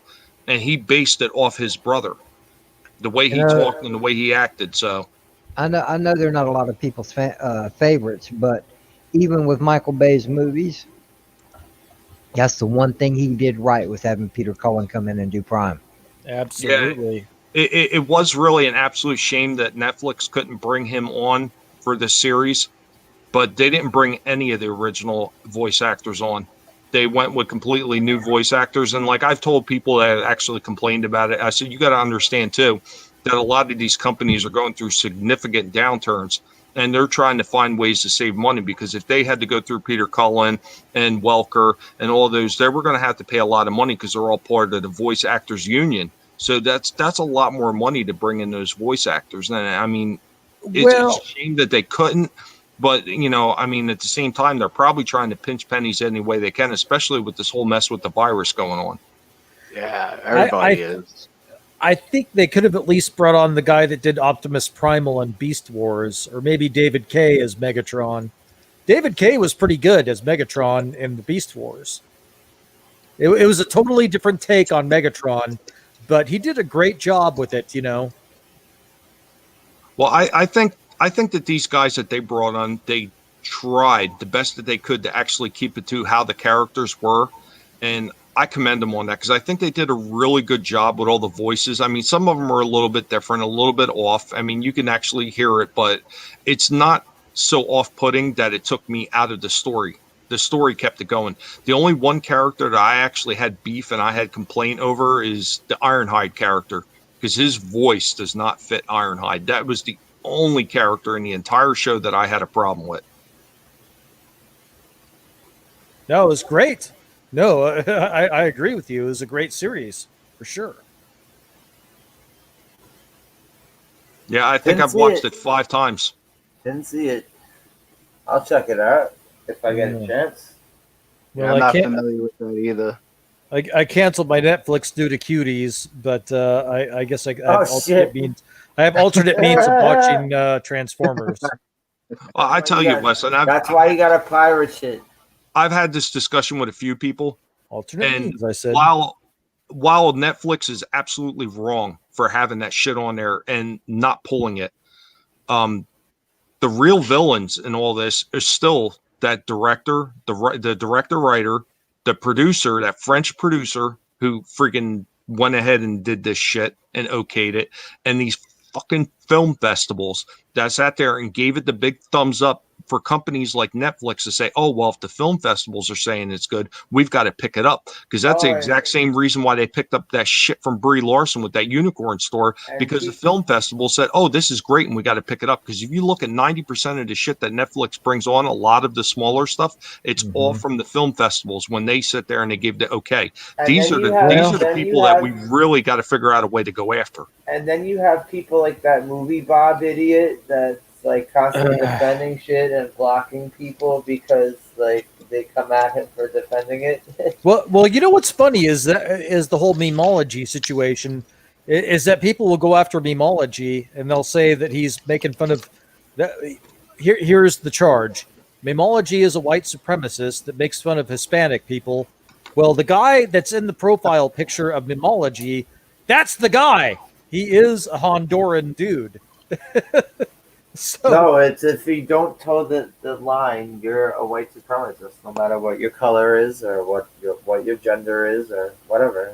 That's the thing. I mean, I'm not making these rules. They made these rules. Well, I know, but that's what's so funny about it is that the guy in the profile picture, that is the guy. That is the guy. He's literally a Honduran dude with that hat. That is the guy that is memology. But that movie Bob guy.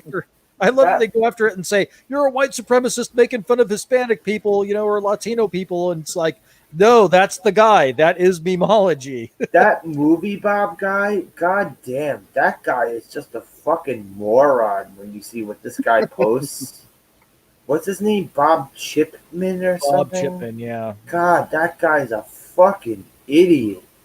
And he just don't care. He's like, yeah, I'm just an idiot, and I'm gonna let everybody. Yeah, okay, I'm an idiot, and I'm gonna block you if you call me out on being an idiot. Yeah, sure, okay. Well, there you go. once you travel down once down the dark path you travel, forever will it dominate your destiny. And forever, idiot. Pretty much, yeah, that's exactly it. Well, since I'm up here and my aunt and my uncle were so gracious enough to take me in. One of the things I got to do, since I don't have it back at home, being poor, guinea pig, as a guinea pig, we don't have a lot of money. So, we got to get by on carrots and lettuce, and they don't really get us a lot of networking services. So we got to stick with the lower tier stuff. But they have the Amazon Prime, and I actually finally had a chance to see the some of The Boys. And it really was not exactly what I was expecting it to be. The first season was good. The first season was really good. Season was good, yes. I heard the second season didn't hold up. Oh, man. Or I heard it's not holding up to the first season. It is not. And the 7th episode goes totally woke in the first 5 minutes. Not surprising. Oh, man. It's like Westworld all over again. It's really bad. Yeah, it's really a shame that they still feel like they got to push that kind of stupid narrative. I mean, when are they going to wake up and realize that people just don't want to see that stuff? And I'm praying that they don't do the same shit with Cobra Kai. I mean, because Cobra Kai, oh my God! When that came to Netflix, and I finally had the chance to see that, when it was brought to Netflix, I was blown away by how good it was and how much respect that they paid to those original movies, and the way it ended was just amazing. Like Ted, one hell of a cliffhanger. Ted, I seen a few episodes at the beginning, but I didn't continue watching it. Well, you know what? My brother and I were. Dude, I'm telling you, it's like you want to talk about reboots and remakes. And, best way to do it. And Cobra Kai is the way to do that. Best way to do it. But here's the thing. To me, it didn't feel like a reboot or a remake. It felt like it was a continuation. Total continuation. Yes. Well, yeah. I worded like that wrong. I was getting that same feeling too. Yeah. I definitely was getting that same feeling too when I was watching those first episodes. But I don't know. I forgot what happened. Why I stopped watching it. I think I was getting involved with work, and it was interrupting my schedule because it came out late or something like that, and I was sleeping early. I don't remember. Well, no, what it's happened. on. It's If on you ever get Netflix. a chance, Oh, yeah. It's on Netflix now. You watch can it binge through. watch all If of you it. ever get a chance. So here's the Alright. thing. You know, Star Trek was something that my dad and I bonded over, and my brother and I. You know, Oh, my here brother and we my go. dad. Yeah, we you know, they didn't bond over that. You know, that was something that me and my dad had. We watched Star Trek, and that was that. And my brother and I, we're 2 years apart. We hated each other growing up. Hated each other, like got into like knockdown, drag out fist fights and all kinds of stuff. But in life today as adults, you know, over Cobra Kai, we bonded over that. We watched that together, and that was like, we found like a newfound respect for one another for watching that show. We both loved that show.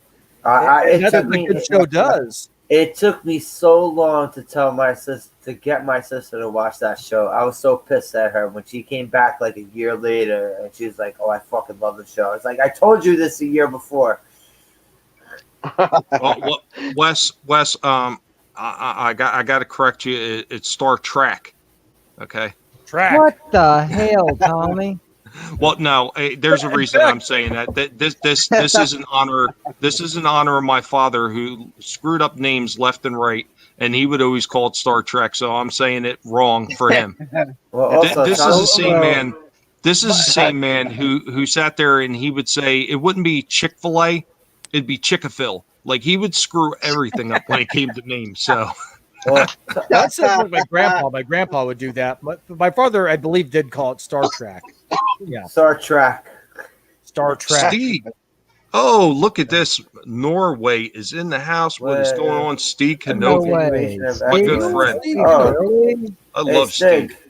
how you doing? I Good think morning, he needs some Steve. Dry How wit you right been? now. Shit, I think this is the first time Stig ever commented. But yeah, my brother actually, after we watched that, the first season together, he actually got like a Cobra Kai shirt, and I wasn't even that much of a dedicated fan. Well, I don't believe that they'll let Netflix woke the shit out of it, because I can't remember if it was in the first season or the second season. No, it was in the first season.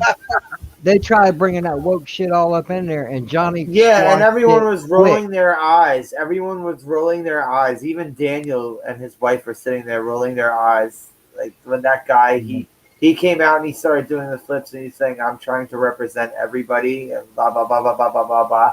Yeah.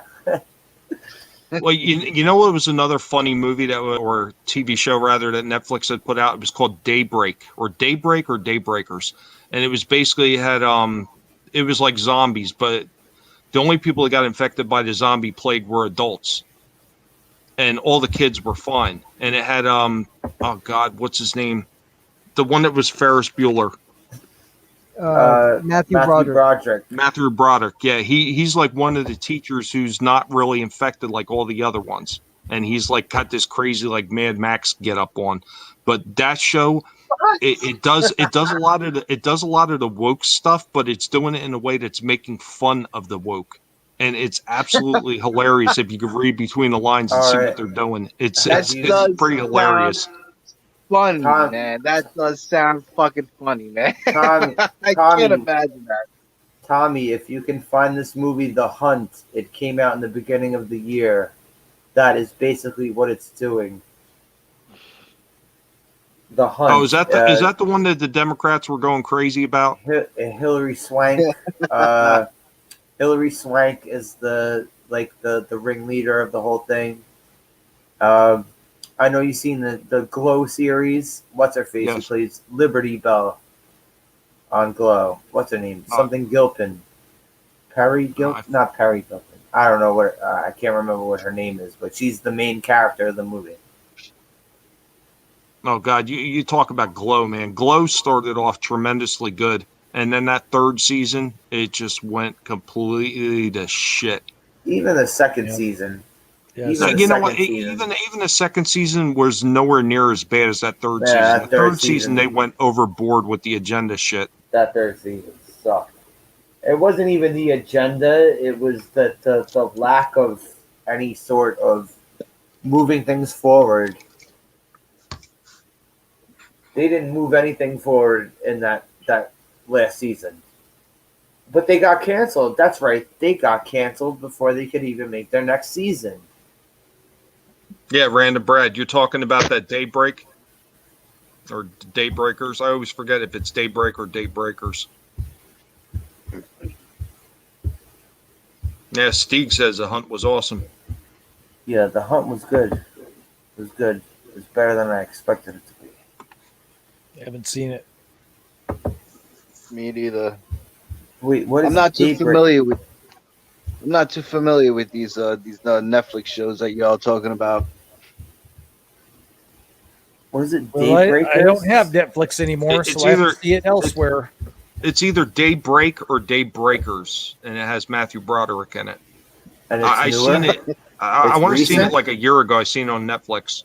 It's kind of recent. Yeah. Is it Daybreakers with a Z? No. I want to say I it's see. Daybreak, but yeah. It's gotta be funny, man. With Daybreak. Matthew Broderick in it. Yeah, his character is interesting. And even some of the stuff they do with some of the like zombie chicks. There's this one zombie teacher, and the one girl is trying to get her to act normal, and it's quite hilarious. Is it cheesy sort of, or is Yes. it like serious? It's very cheesy. It's very cheesy. It's over the top cheesy, It but sounds it's absolutely cheesy. hilarious. It sounds great. cheesy. That's great. But That's gonna be sometimes something sometimes cheesy is good to watch. Yeah, it's like something interesting, you know. Like you get to sit back and laugh at it, like, look at this stupid motherfucker, man. Yeah. Okay, It's yeah. like, and you could ask yourself, how the hell did someone green like this? So random Brad and both TWTG both said it's Daybreak.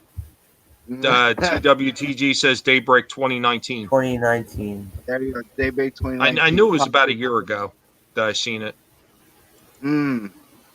Okay. All right. That's something interesting. I mean, that's the thing. A lot of times you got to go off the track and Mhm. watch And something that you find might stuff, not normally and watch find because stuff. Sometimes you Yeah, have to yeah. find stuff. Yes. absolutely. Because you just never know what you're going to find unless you take a chance and watch some of these shows. Like one of the shows that I really liked, like a long time ago, is I used to love That 70s Show. I loved the holy shit out of that show. It cracked You me the didn't hell really up. have to. You didn't really have to find that though, because it was a Fox show. It was Yeah, all but that, I mean, That was really at the time, available. at the time it came out, I was working nonstop because I was Oh, getting yeah, screwed yeah. over by New Oh, Jersey. So that child type of support. finding it. That type of finding it. Yeah. Yeah, I got hit with a child support order in New Jersey, and if you didn't know, New Jersey is one of the toughest states on child support orders, and they really like ring the men for it. So I was working like constantly. You know, I was playing in a band, I was doing tattoos on the side, I was working 2 freaking jobs. I was going out to the flea market selling. I mean, I was doing everything just so I could get by because they were hitting me for so much. And every time I made more money, they wanted to take more out of me. And even when I lost the job and wasn't making as much, they said, well, that's your problem. You need to make these payments. So I could hardly make my normal payments. It was ridiculous. But yeah. Damn.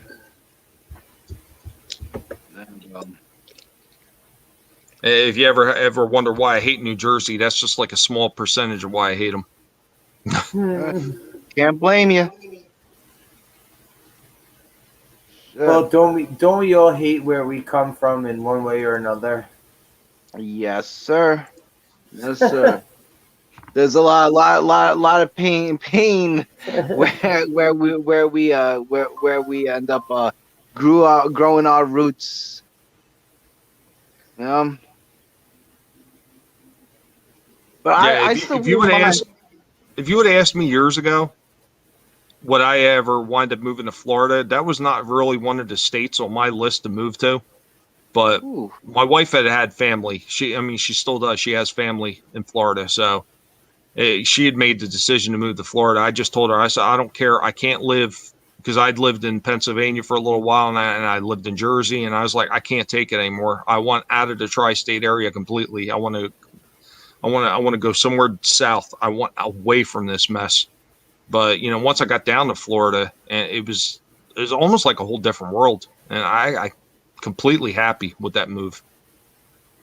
Yeah, this move for me, it definitely was. It wasn't my decision. It was like forced upon me.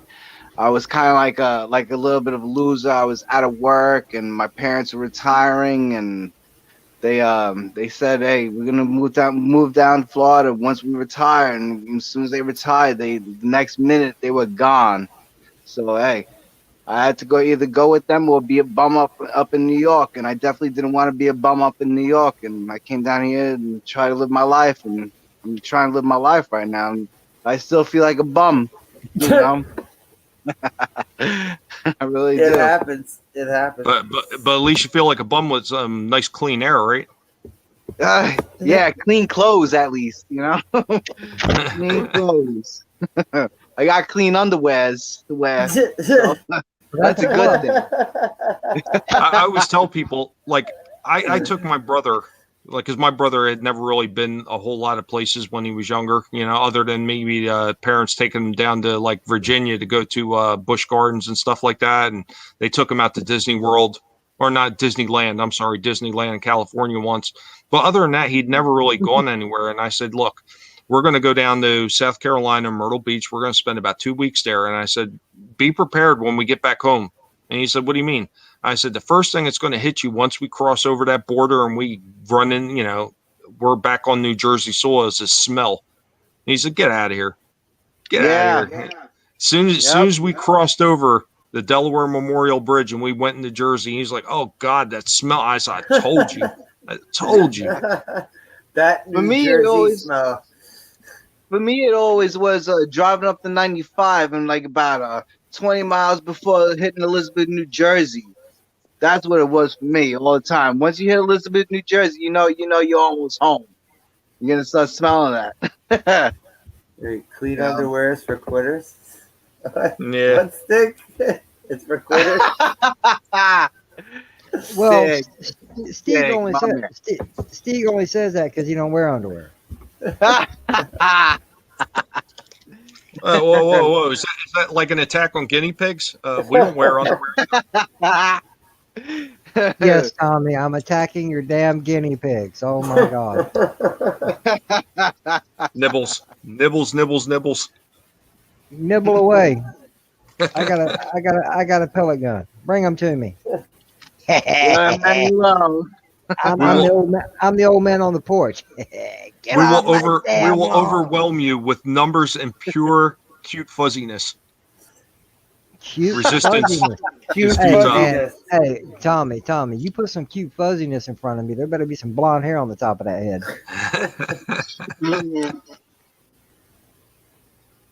Oh, we got a special chat for that, JJ. There's a special chat for that. There's an OnlyFans for that.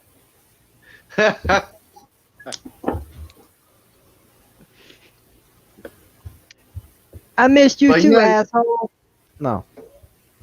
Sorry. Oh, my phone's at 1%. Nuts. You know what I'm talking about, though, Tom. Going up in New Jersey, heads by through Elizabeth, New Jersey. That smell of the chemicals. Yeah. Yeah, that's always been there, man. Ever since I was a little kid too, man. Me and my mother, my father, we used to go like down south, like Florida and maybe like West Virginia. Every time we passed by it, we always smelt it. And when we came back up north, we always smelt it. Once we know we smelling it, we know we're always about an hour out from home. So funny. The other city that used to drive me crazy was Newark. I used to work for the Department of Health out of Trenton, and we used to do these mail runs, and we used to go to hospitals and everything like that because we'd pick up specimens for the Department of Health because they were right next to the agriculture, and they used to do testing for different diseases and stuff like that, especially if there were rabies and stuff like that from raccoons if somebody got bit or whatever. So we would bring all these different specimens and all these other things back. And when we go through Newark, oh my God, Newark is such a disaster. Like I remember every time I'd go through Newark on the run, I would just lean on the horn for a good like 30 minutes or something like that until I was out of Newark, because that's about the only way you can get through there when you're driving. Like they're Traffic, lunatics. man. Yeah. I definitely remember that too. I worked in Newark. Matter of fact, maybe about 10 years ago. Like we just go out there and do a small little job when I was a metal refinisher, and on the way back, it was a nightmare. It was a nightmare. I mean, I would equate Newark, driving through Newark, to almost be like driving through Manhattan. Okay, you can't even you can't drive through Manhattan. Coming from Manhattan to the Bronx took at least that was like a 20 mile span. Took 2 hours in the damn car. Yeah, coming from Lower Manhattan all the way up to the Bronx. All the time.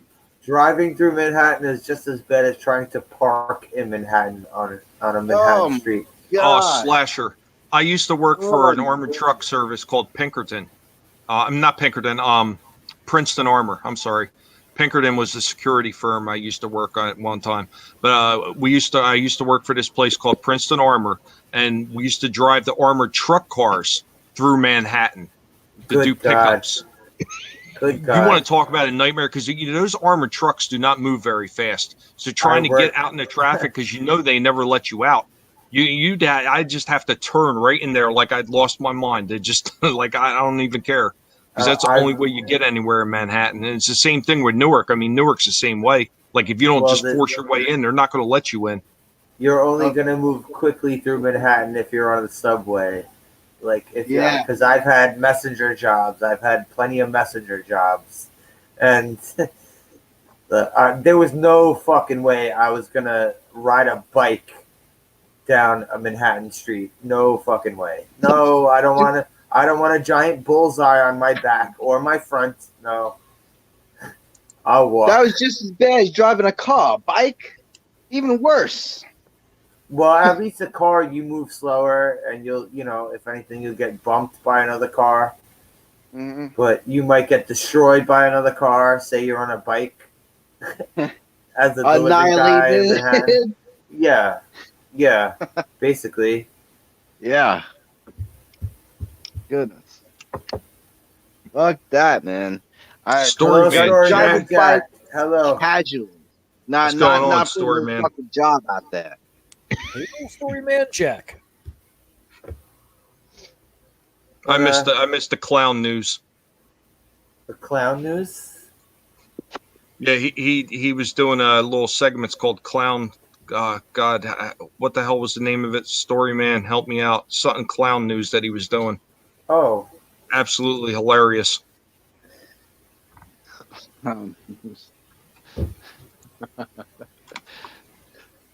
It already sounds funny calling it clown news. He dressed up like a clown. He went the whole 9 yards with it. Like when I eventually get back home, I have another persona that I use in some of my videos every once in a while, and he's called LaSoy LaWoke. And I put on a blue wig and some fake glasses, and I wear a red zoot suit, and I talk like I'm a crazy liberal. It's quite hilarious. You got a live YouTube channel, like where you film yourself and stuff like that. Yeah. Tom, I gotta see that. I gotta see that. I'm definitely subscribe to that. Ted, everybody here's a YouTube guy, Ted. All right. That's how we all know each other. Okay, great. I still haven't made any YouTube shows yet. This is like the second time I'm actually talking on YouTube. So there it is. Clowning News Network. Thank you, Story Man Jack. Clowning News Network. All right. Ted, it takes time, my friend. Don't rush it. It takes time. Yeah, yeah. I don't know how many subscribers I'm going to be getting. So I know you have to get like 1,000 subscribers to regular shows, something like that. Is that am I right? No. To No, get no. monetized, you need a That- thousand. Yeah, Get to get monetized. To You get need a Yeah, thousand yeah, Oh, yeah. to get subscribers. monetized. It's got to be And 1,000 4,000 subs and 4,000 watch hours. The 4,000 watch hours is the thing to get because you got to get it all in 1 year. Well, Because there's after also- year ends, they take watch hours away. it's a rolling there's 12-month also- period, and they're screwing me on watch hours right now. Because But you according can't- to my analytics, I've got 3958 watch hours right now. But if you look on the monetization tab, I've been stuck at 3,600 for the last week. So, fuck YouTube. What can I say? But other words, don't you also have to you can't Thanks, Story Man. curse, you can't curse, you can't Yeah. On the videos for monetization, yeah, cursing just is for bad. monetization. Yeah, Yeah, I know yeah, you can't kill an animal and you show can't, blood squirting out either. Yes, If you're a yes. hunter or something like that. I've Well, that seen a bunch of hunting shows like that, and they always X out the blood and all that. Well, that Hey, blows a lot of the Parrothead. critter cooking content that I've had on my channel out. Parrothead Crowder. Yeah. I've heard children, if you have a child lighting fireworks, I've heard if you have a children lighting fireworks, you'll get they won't let you do that. Oh, I bet that's dangerous, man. That's like Or I'm not influencing other not people to talking do it. about, say, a little kid lights a Roman candle and blasts himself in the face with it. I'm just saying, like, if he lights a Roman candle and shoots in the air. I just heard certain things. Hey, Yeah, that's I heard. I wanted certain to ask Parrothead Crowder. Steven Crowder. I'm Steven really not Crowder. sure who that is. Steven Crowder, yeah. I really don't know who he is. I don't watch people. He's in Texas, kind of the heir apparent to, I guess, an Alex Jones. Oh, he does a lib character. Oh, okay. Yeah, I started doing that one. I started doing that like when I first started my channel. I did that, so that was over a year and a half ago at least. And the first time I did it, I actually had my original video yanked because YouTube said that I was violating their terms of service because I went a bit clown? overboard. I went a bit overboard, like going with the liberal agenda, saying white is evil and white is bad and white is racist. And yeah, I went the whole 9 yards. I was saying, I said sheetrock was racist because it's white, and yeah, I just went like overboard with it. And apparently, yeah, they said that I violated terms of service, for it, and they yanked my video, bastards. All right. Were you It's dressed okay. as a clown? Nah, I was dressed as LaSoy LaWoke when I did it. Full SJW liberal sounding and everything. I even did a little bit of a voice changer to make the voice a little bit higher pitched. Maybe if you were dressed as a clown, maybe they would have decided differently.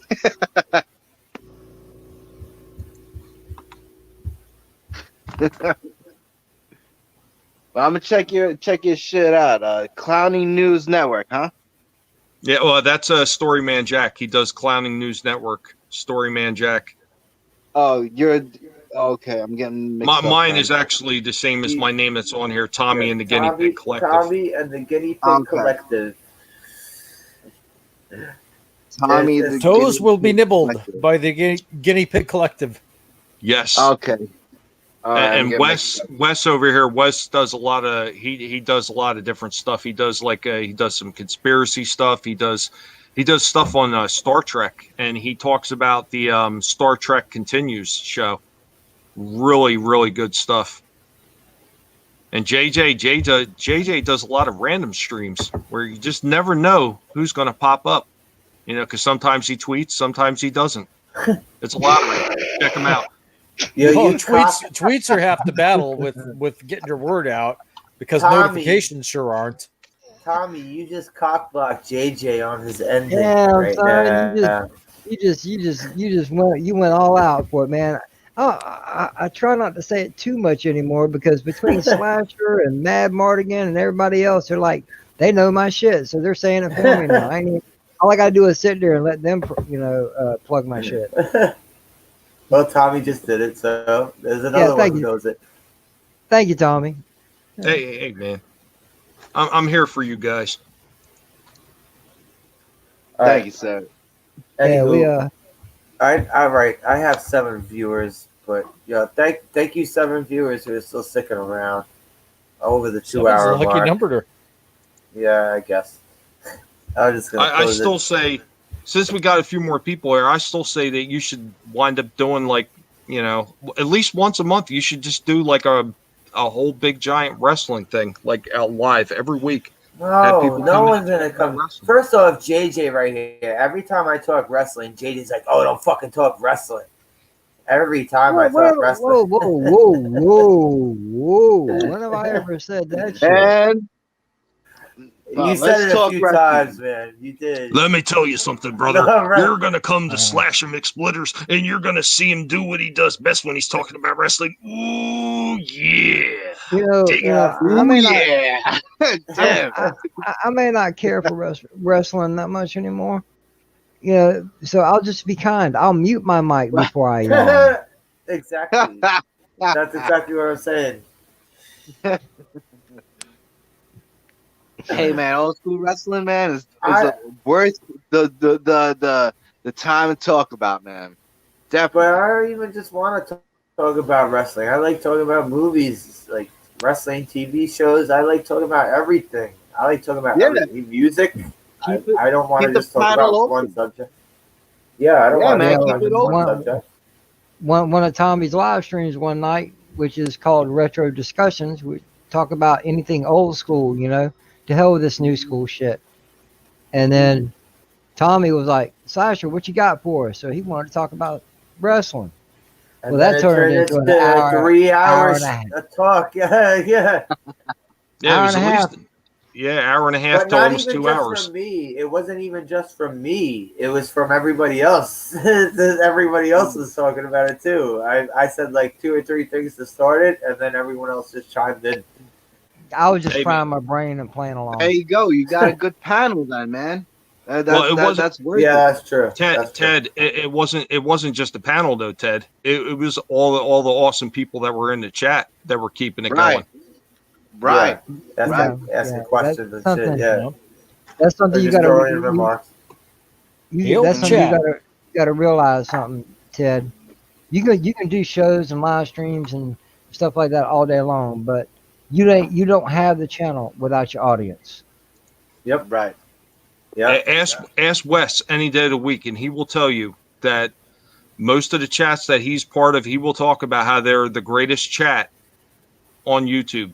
And it's true. I mean, there's such awesome people that always show up all the time. And you see a lot of the same characters all the time, too. I mean, these awesome people that come by and support everybody. And, in turn, a lot of us wind up going back and we support them as well. I mean, you always see people like Parrot Head. You always see people like Random Brad Crater. You see Storyman Jack around like a lot of different people's channels. You'll see TWTG.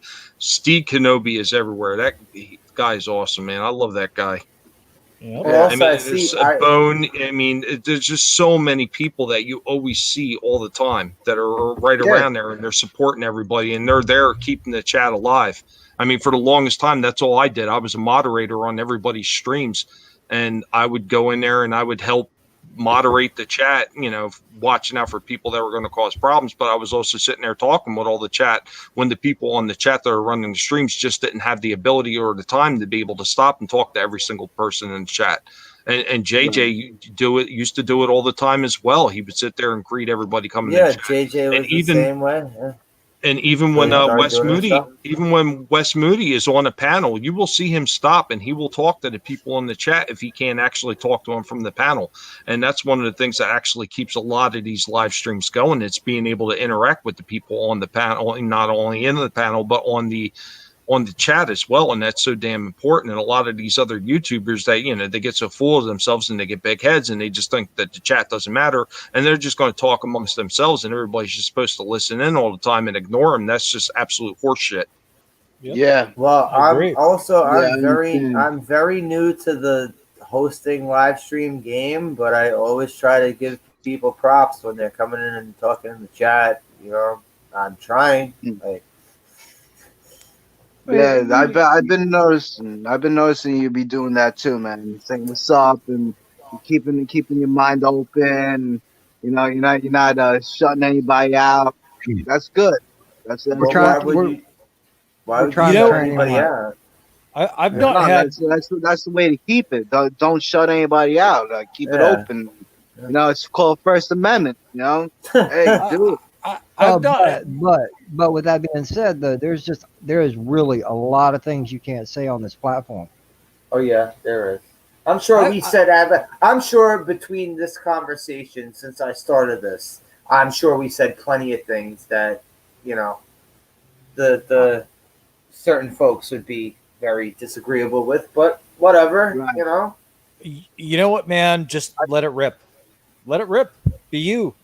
I'm not saying And- anything. I didn't say anything hateful. I didn't say one single hateful thing. So Well, hey. but that's not the problem. The problem is the perception, or that someone's going to say that you said something hateful. Yeah, But, that's the problem. Well, That's the problem. that's their problem. That's not your problem. That's their problem. So Yeah, you got to treat it that way. I understand where JJ is coming from, and where you can't say certain things. Certain things can be seriously offensible, and looked at like this guy is a freaking stupid mother effer, Yeah. Yeah. Misconstrued. Things to get misconstrued, and Yep. That's their problem. That's not your problem. That's Yeah, them. like this guy Tommy, man, he's got a Borg guinea pig. I'm Really? talking. What I'm talking about is like threatening people, threatening harm no. on people. That is out of the freaking question. That should not be allowed. Yeah. I understand where he's come from on that. Well, yeah, but you there's certain can. things that you can talk about, and certain things you shouldn't be talking about. Well, you make yourself look like a jerk. I got to Yeah. poke at you, Tommy, right?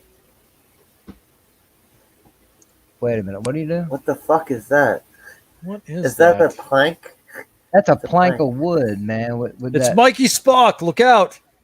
Oh, wow. I have never used a body double in my life. Body double. It's not a You bar can call gold. me Plank Larson. Wow. Your Al story? Could be plank Mikey Spock too. Ladies and gentlemen, that's just funny shit right there. I don't care who you are. How come Storyman Jack can come on the panel? Yeah, I have never worried about if I may offend somebody, and I keep it 100% me at all times. And sometimes, you know what, I've said some things that may have highly offended somebody, and you know what, it is what it is. I'm not going to change who I am for anybody else, and I'm not going to censor myself just for somebody to say, hey, I feel better that they didn't say that. You know what, because that's life. And I think that's the biggest problem that we have now, that people just can't accept things for how they are, because people are going to have differing opinions. And, you're not always going to be able to please everybody all the time. It's impossible. And if you go around your whole life, like holding your tongue and being afraid to say something, well, you just fall right into the communist agenda, quite honestly. Yep. Yeah, dude. Oh, wait, 100%. Storyman Jack might come on because I just put the link in there. Yeah. He's been texting the whole time, just like where I was at the beginning. You know what? You're gonna get trolls, and we had Here he trolls is. like the other Yeah. night on one of my streams, and Storyman Jack. honestly, hello. trolls are fun. Trolls are fun. Hail, Storyman Jack. Hey, Oh, wait a minute. I know What's that that? name. George. What's up, Jack? Story man Jack is chilling. So. Lucas. I How know you doing, that man? name. It's a Thanks pleasure for to coming meet you. through. Yeah, Hail. nice meeting you. Thanks for coming through. Sorry, guys, I had to mute the stream. It was talking. Alright. Yeah. That's no problem. I was actually gonna shut this down till you came on. So. Oh yeah, sorry. Yeah, I was. Fine. No, it's fine. I don't I go to bed I till have- like 8. So You're I still have running half I a don't bottle have of liquor left. I can go. One. I don't have to be up till about 8, so I'm good. well, I'm working currently, so Oh, I that watch sounds like I watch servers for a living. So No, I have to go to the doctor tomorrow. So. oh, that sucks. Is that a dog or a cat over there? Where? I see a tail. It's my beagle, one of my beagles, Chewy. Biscuit. chewy biscuit. This is Biscuit. Oh. The two And of them come that is Chewy down there. They're supposed Oh, to both be full blood beagles, but Chewy has some Tennessee Walker in him, so he's a little bit bigger. But Yeah, they are, Chewy looks big for a beagle. yeah. And we named him Chewy because he chewed on everything, and then he got he got parvo and almost died. Oh, When he was very, very little. Apparently, the last people that owned the house we bought buried a dog in their backyard that had parvo. So oh my goodness. we had 2 beagles, and one died, and Chewy almost died. He was in the vet. He was with the vet for 3 weeks. Jesus Christ. And so I replaced the other one. I went to Arkansas and got Biscuit, and I wanted to name him Han, but the kids wouldn't let me. So, but they're my buddies. They help me get through things. And Awesome. like I said in the chat, this community, I've gone through my first wife's father. I was really close to, and my son was very close to, committed suicide about a month ago. Jesus. It's COVID. COVID caused it. He was locked up. He was 75 years old. He was severely diabetic, and he just couldn't stand it anymore. And then I got divorced in August, and this community helped me through that. So I do everything I can on Twitter with both of my accounts to promote everybody I can. Because just talking with you guys in the community has helped me get through these things. So Right I on, feel man. That's I feel the same way about talking with everyone through YouTube. And I know Meeting good Tommy, people and- Tommy's been through a lot too. You know, a lot of us have. yeah. This year is just crazy. Yeah, times I think right now. And Gina Carano liked one of my tweets today. So Nice. cha-ching.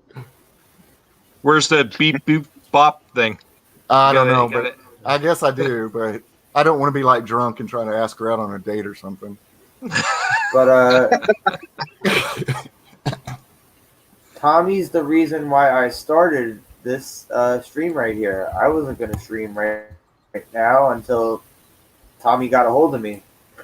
And I legit said to him, I was like, hey, you want to come on a live stream? He was like, you know what? Yeah, sure. I'm glad he did. We missed him. Yeah, I'm absolutely, glad he man. did too. It's good. I'm glad he did too. I'm very glad he did. Yeah, I mean, Yeah. And he's putting I've the word got- out there that everything's okay with him, and that's good. I'm gonna have to start doing more live streams though, because I'm at 178 subscribers, and it takes me about 3 to 4 days to do a story video. And in order to get them seen, I'm gonna have to start promoting them on more than just Twitter. Well, Twitter is kind of essential because the notifications are really jacked up, man. Yeah, I know. Most of the people that find my streams are on Twitter.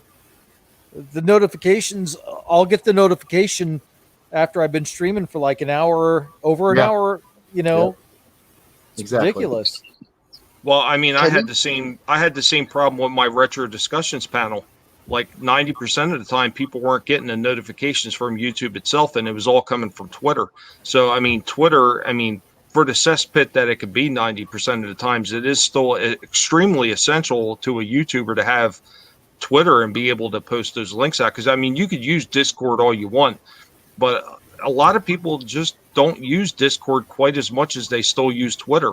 I mean, it's just a fact. Yeah.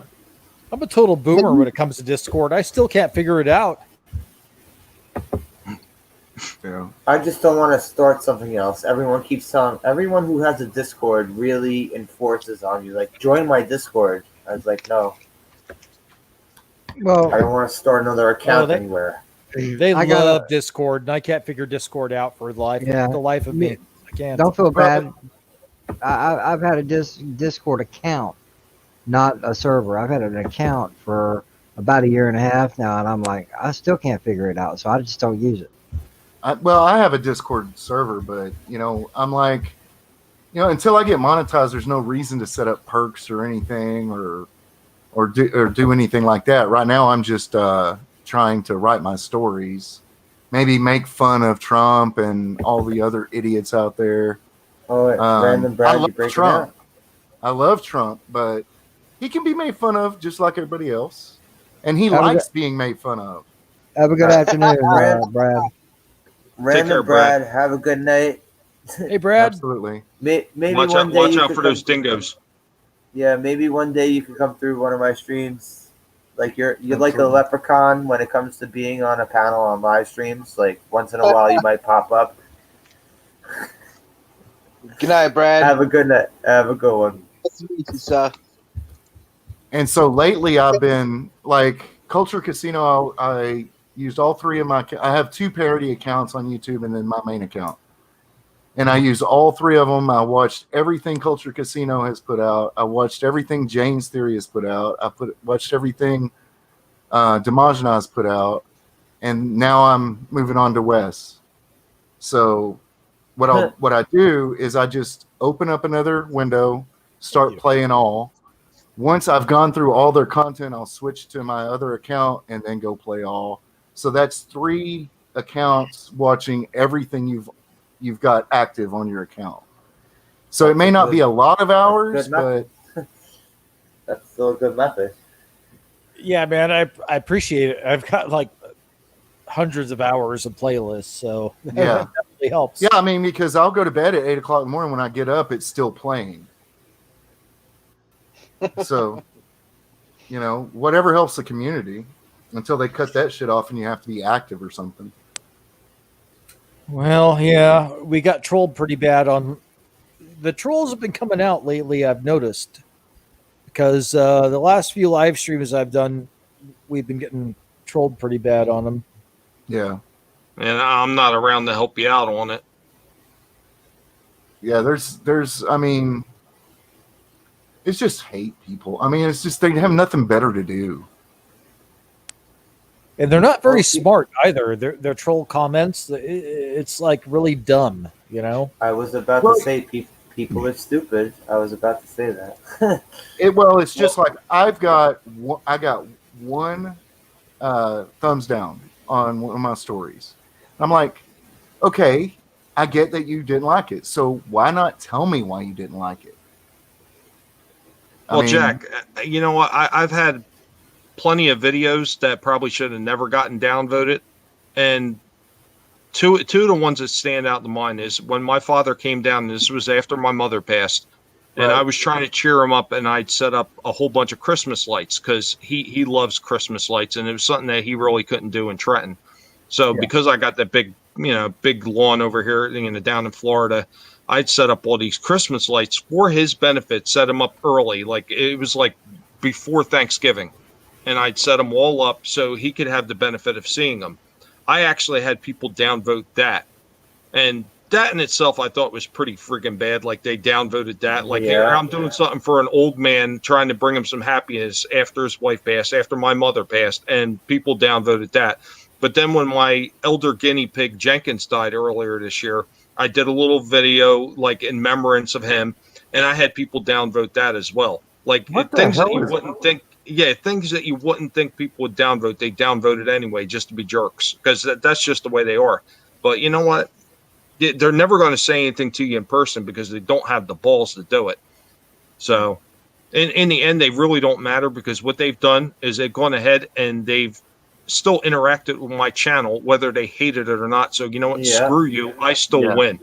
Yeah. Well, my problem is that I want people to dislike my stuff. I want them to tell me what they think is wrong with it because I'm not going to grow unless they do. You know what I mean? That's the thing about a writer has to have somebody they can trust to tell them the truth. And when you know, when people always say, "Oh, it's great, it's great, it's great," you're not really growing. No. So Yeah, you don't need a room full of yes men. yeah. And so I have a really thick skin when it comes to my work because I've been writing since I was 8 years old. I mean, I was reading at a 4th grade level when I was 3 years old. So to me, if you're gonna comment or you're going to like or dislike something that's Give you a written reason. work, Yeah, give an a reason. original work, tell me what's wrong. Tell me Yeah, what you give a think. reason. And Give a reason. it could be absolutely true, something I never thought about, you know. And I don't even care if they're hateful about it, just so long as I get some feedback. Now, if I'm attacked personally, I don't have such a thick skin, but my work is my work. You know, a writing can be taken by many different perspectives. So I don't really get upset about people not liking something I wrote. I mean, Well, I love most of Orson Scott Card's books, right? But there's a number of the books that have to do with Ender that are crap, you know. So, well, hey, Jack. I mean, I'm pretty sure you know this. You know, being a writer and being, you know, doing content and stuff like that. I mean, me personally, I'm never 100% satisfied with anything that I put out, and you never should be, because if you're ever 100% satisfied with what you put out, you know you didn't put your best work out. There's no way that you got it right in the first take. I don't care who you are. There's always something that probably could have been done a little bit better. So I never even worry about what could be wrong with it. So it's just one of those things. If somebody likes it or whether they dislike it, that's going to be, you know, subjective. But yeah. I just can't stand the people that just, you know, just hatefully and spitefully just go out there and just say, "Hey, screw you," or whatever like that. You know, those are the people I can't stand, because they're doing nothing but trying to rile you up. And, you know, quite honestly, all those people do is they just prove what freaking idiots they are. So I truly never worry about it. So I got a video with like 600, almost 700 views.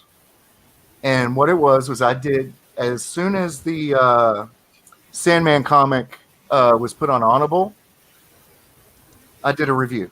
I listened to it 3 times and then did just a base review. That got like 600. I mean, it's still getting views to this day, but they only watched for like 2 minutes because it was a bunch of people thinking that I had posted the entire thing on. They weren't reading the title. So they were just coming in, noticing that it was a review after they start watching it, and then bailing out. So I think the average view time on that is like 2 minutes. But it got me exposure, so I never took it down. Well, you know how that works. Do most people read? I mean, honestly. Yeah. It's like I was talking about earlier, like most people watching mainstream media, you know, they just take whatever lie is put out there in the mainstream media, purposely perpetrates it as being the truth, and they spread it, and nobody ever fact checks, and nobody ever fact checks, never. And if you did, you'd find out. The fact checkers are lying.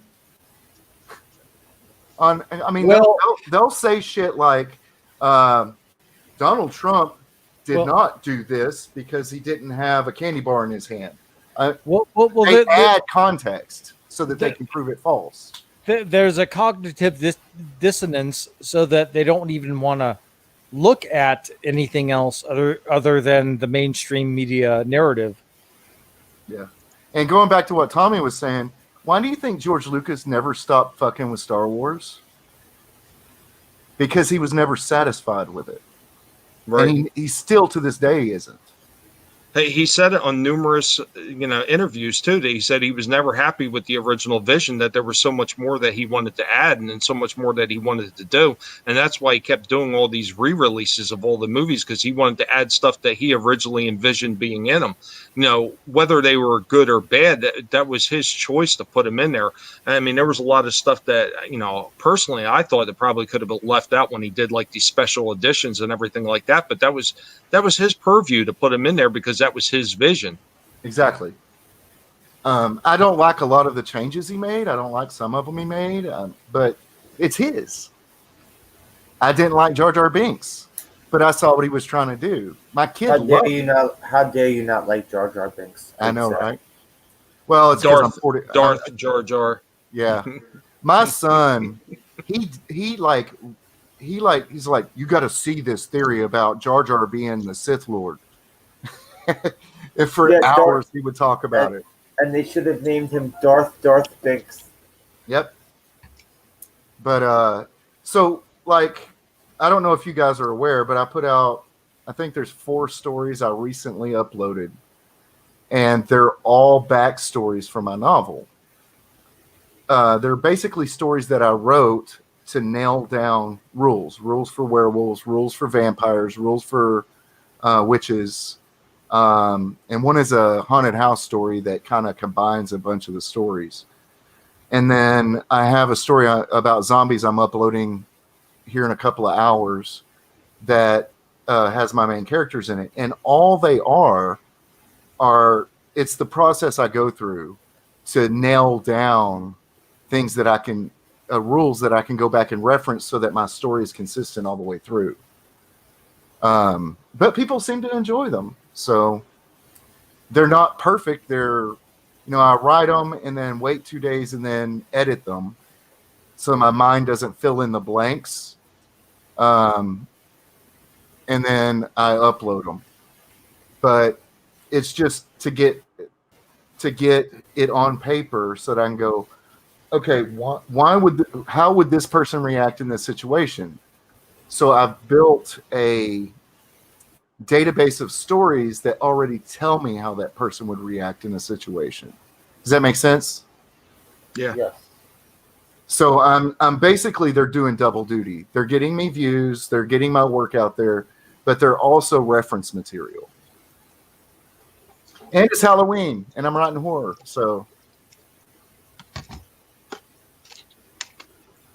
And by the way, Storyman Jack, I'm doing a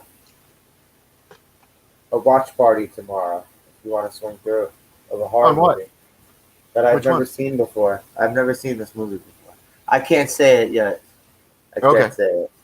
Well, let me know. I'll be around. Thursdays and Fridays I work from 8 p.m. Every time I announce what movie I'm going to do a watch party of, and JJ knows this, they sweep the rug out from under me. Oh. JJ right here is usually there for my watch parties. Yeah. Every time he gets a movie picked out, and, all right, we're gonna watch so and so. Well, guess what? We can't find it no more. Yep. Oh.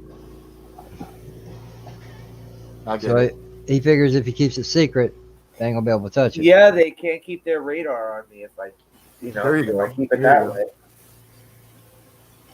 But yeah, I mean,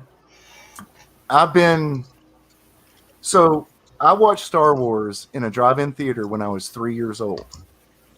Same here, but I was 4. The next day, I begged my mother, because I had a conversation with my dad on the way home, is how did he make that?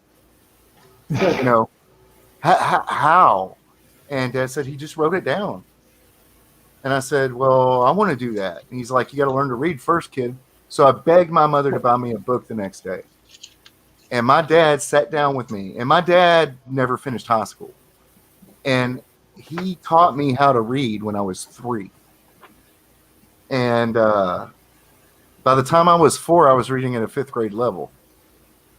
And so when I didn't know that was where I was headed, until I was about 8 years old, or whatever I was in the third grade, 9 or 10, maybe. They used to make you put your spelling words in a sentence. Do y'all remember that? You know, you get 10 or 12 spelling words and you have to put each one in a sentence.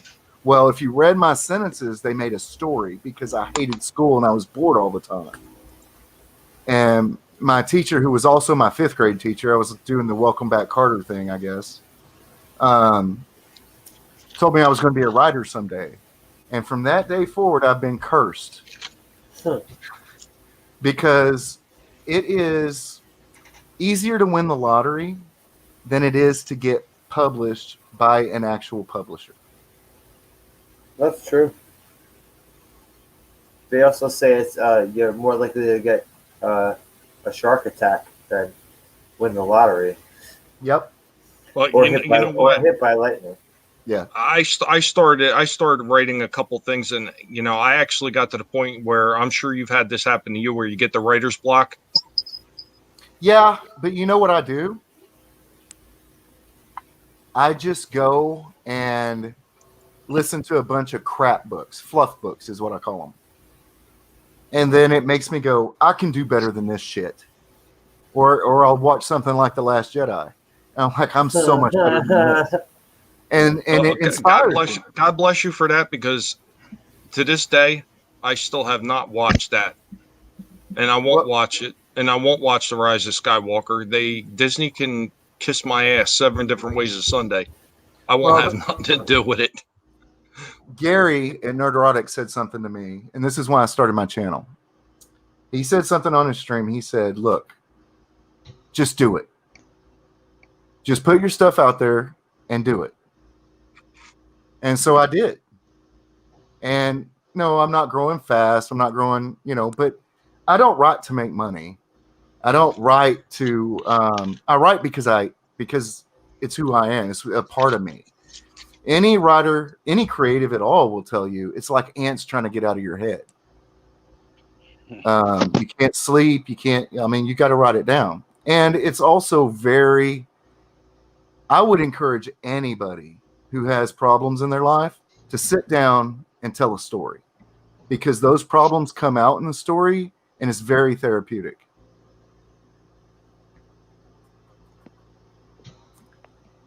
Well, I know when I started writing a couple of my stories, one of them I was actually writing a long time ago. This is probably over 10 years ago I started writing it. And I got over halfway through, and I just got stuck because I didn't know where I wanted to take the story from that point on. Yeah. And I was actually doing things where I was trying to cross-reference, and I was talking to you about this the other day on Twitter about like the werewolves, and I was saying, as far as being connected to ancient Mesopotamia and everything, and that was a story I was writing, and I got stuck because I wanted to try to cross-reference things, and I wanted to try to put them almost in not so much a factual, but something that was close to being, well, that's a probability because of the way things were written back then with the original stories. And that's kind of where I got stuck. I got stuck to the point where I was trying to delve in too much and try to add almost like a touch of realism to it. And that's where I kind of I waylaid myself with it, and I've never been able to finish it. Yeah. Well, so this story this is my second novel. Okay. I wrote a fantasy novel, and it was about 150,000 words. So it was really 2 novels, and there was a lot of repetition. It was really artsy. It was not readable. I spent like 20 years on it. So this time I decided I was going to let it percolate. And then I decided I've got to do the groundwork, and went and wrote, and I'm writing all the backstories. I've got a rough draft and outline for the novel, but the predicate is that when God confronted Cain after he killed his brother, God cursed Cain, but he didn't curse Cain because he murdered his brother. He cursed Cain because he lied to him. Okay. And the curse wasn't on Cain himself. it was you're going to be marked, and anybody who raises a hand against you will be cursed. So I extrapolated that to mean Cain was to walk the earth forever until he was physically killed by another person. And then the curse of that other person is where monsters came from. And the first monster was a vampire. And then Cain's first son, I believe his name was Enoch, was murdered by his second son, who became Dracul. And then, you know, the line of Cain from then on decided the only way they could kill the curse was to kill all the monsters. So they became monster hunters. So the main character is named Jackson Octavian Cain, and he's the 8th descendant of Cain. And his superpower is basically like Wolverine. If he gets hurt, he heals, but it takes a long time. And he's been trained from birth and all that shit to do this. In fact, in the zombie story, he gets hurt really bad. He can't move, and his partner has to carry him out. And he makes a comment. They're talking back and forth during the fight with the zombies and everything. And then they're talking about how he's not really like Wolverine because it takes him a lot longer to heal. And he's like, it doesn't matter. They've ruined all the comics anyway. And, you know, the Mac is the second character, and he's very uptight. He's an agent. He's an FBI guy, you know. And he's like, why does all this matter to you? He goes, because those were my friends. I didn't have friends growing up, and they've ruined them. Basically what we all think, right? Right. And he goes, and don't even get me started with Star Wars. And as Mac is carrying him out, he goes, man, he's going to gripe about this for hours. And he says basically the only thing that'll shut him up. And he goes, but you know, Jackson, if you were Ray, you'd be carrying me out. I wouldn't have to carry you. And he's like, fuck you, Mac, just fuck you. And that's how the story ends. But that's as far as my politics go into my story. You know what I mean? Cool, man. And I wrote a story called War Story about, I don't know, 3 weeks ago. And it's about a guy in Afghanistan with his, 10-man team just doing a patrol, and they get in a firefight. And he's like, man, I joined the military just to go to college. And then I found out I don't even need college for what I want to do. I was lied to. And this is why I'm here. And then he gets shot and killed and that stuff. The second half of the story is from the point of view of the person that shot him, because Americans accidentally bombed his village and killed his wife and kids. So my politics are in there, but so is the other side. And that's how you got to write. You can't just put one side into it or it looks stupid. No, you have to just put one side of politics and everything and expect money, and then when it doesn't happen, and then when Blame it the doesn't fans. happen for you, yeah, that's what you got to do. Yeah. That's the strategy. So I said to myself, fuck Disney, fuck Hollywood, fuck the media, fuck the publishing companies. I'm just going to write Do my your own own stuff. shit. Do your own shit. Fuck that. Oh yeah. It's all about agenda. Gender is a social construct. Well, that's Oh, the only class that I came close to failing in college was literary criticism. And that was because they want you to interpret a work of fiction to tell what the writer is saying. And I kept saying, most writers aren't trying to tell you something. They're not trying to teach you something. You're going to learn something by reading their stuff. They're just trying to entertain you. Stephen That's King what does it's it right supposed to for a be. point. I mean, granted, yes, you can read or watch, listen to something that will change the way you think about stuff, but I mean, granted, it can happen, but do not. It also, the way you think about stuff, not the way it's not, nothing that's going to make you go burn a city down. Like, you don't watch Right. fucking. If you watch CNN, that's what you're going to do is go burn your city down. I mean, that's it. I mean, that's what they're saying. They're calling all the violent riots peaceful protests. They don't mind it. They sure Nope. don't mind it. It's not their houses getting attacked. No. It's not them getting arrested for having a firearm in their living room because an angry mob is outside threatening to burn down their house. But They're when not it the ones happens, being persecuted. when it Right. happens, though, when it happens to them, who do they call? Yep. Exactly. The ones they want defunded. Well, that happened in Washington. I've that been a mayor or whatever. She was talking about it was peaceful protest or whatever, and she was all for defunding the police and telling them not to go in until they showed up on her doorstep. Chicago too. Governor Whitmer in Michigan should have been arrested by the state police 6 months ago. But My- Chicago too. What's her fucking face? Lightfoot. That Yeah, fucking my great- ugly bitch. My great uncle, who was a World War II hero, had a COVID patient put in his room. He died 3 weeks later from COVID because Oh my that God. governor mandated that they take COVID patients, and they had no choice. In fact, Dad had to help with a $250,000 retainer to sue the home and the government,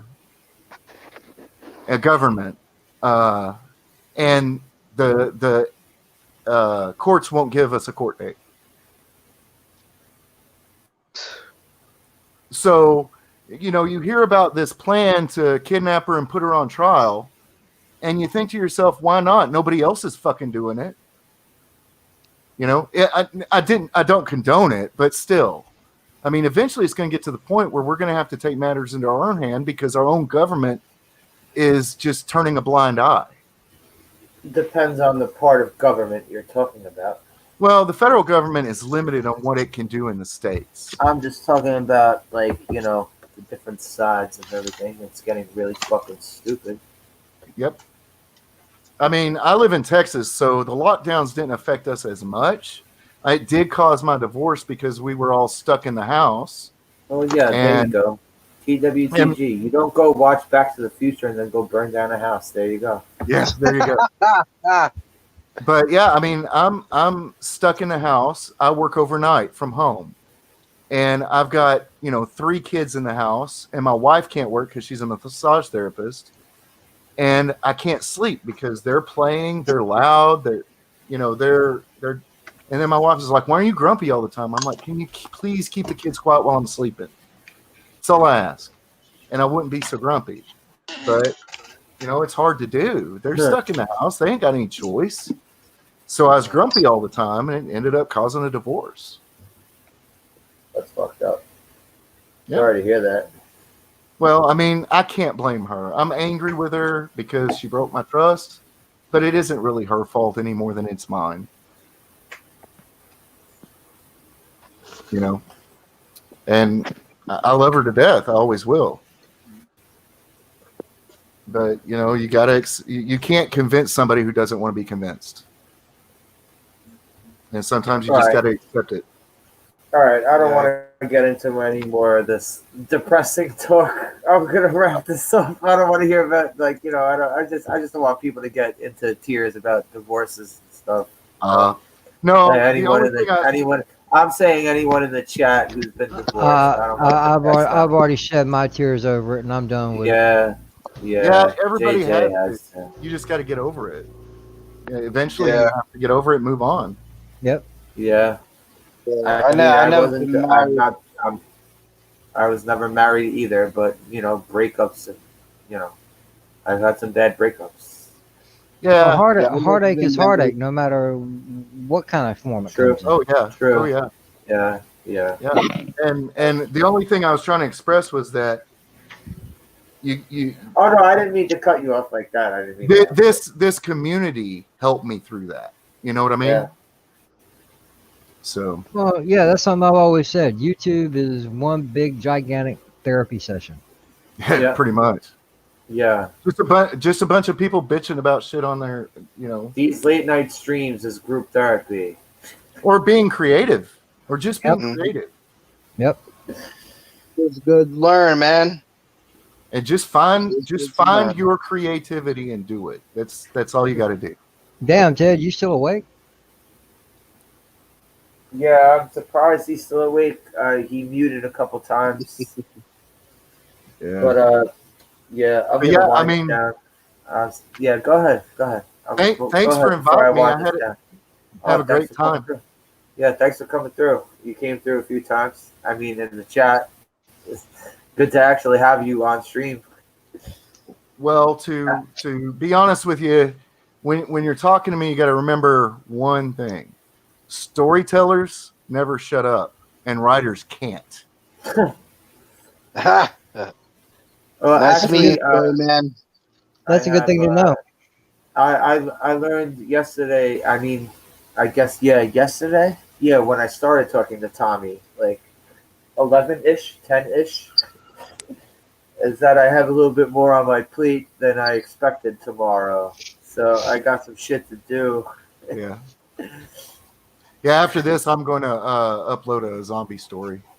So And it involves Tommy. So Tommy, who this whole stream was based around. Tommy, I'm glad he's still here. He's still hanging in there, aren't you, Tommy? Yeah, You? man. Just remember, if you're having problems in your life and you don't feel like everything is working out the way it should, and it doesn't look like there's any exit or there's any hope for you, I can send an army of cyborg guinea pigs over to your home and assimilate you, and you will have no more worries. absolutely. We're gonna have to talk later on that. We'll have to talk about that.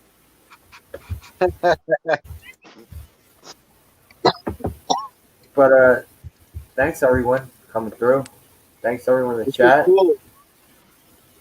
Everyone want to go down the line and give their spiel. Go with who's next to me? Wes? Is All he right. awake? Oh, Hail to the best chat on YouTube. I am Wes Moody of the Wes Moody Webcast. You can find me on youtube.com/Wes Moody Webcast. I talk about pop culture, current events, occasional conspiracy theories, occasional car talk, gaming streams, and I will vlog about whatever the heck I want to because it is my webcast. Hope to see you there, my friends. See ya. Give me money. Give me money. That too. Next to Wes. There you go, JJ. Your turn. Man, you really want me to do this shit, don't you? Do Well, Tommy actually ended up last because he dipped out, so he ended up last on the line. So it kind of worked out perfectly since this started for me, like, saying like, "Hey, Tommy's back for a minute." All right.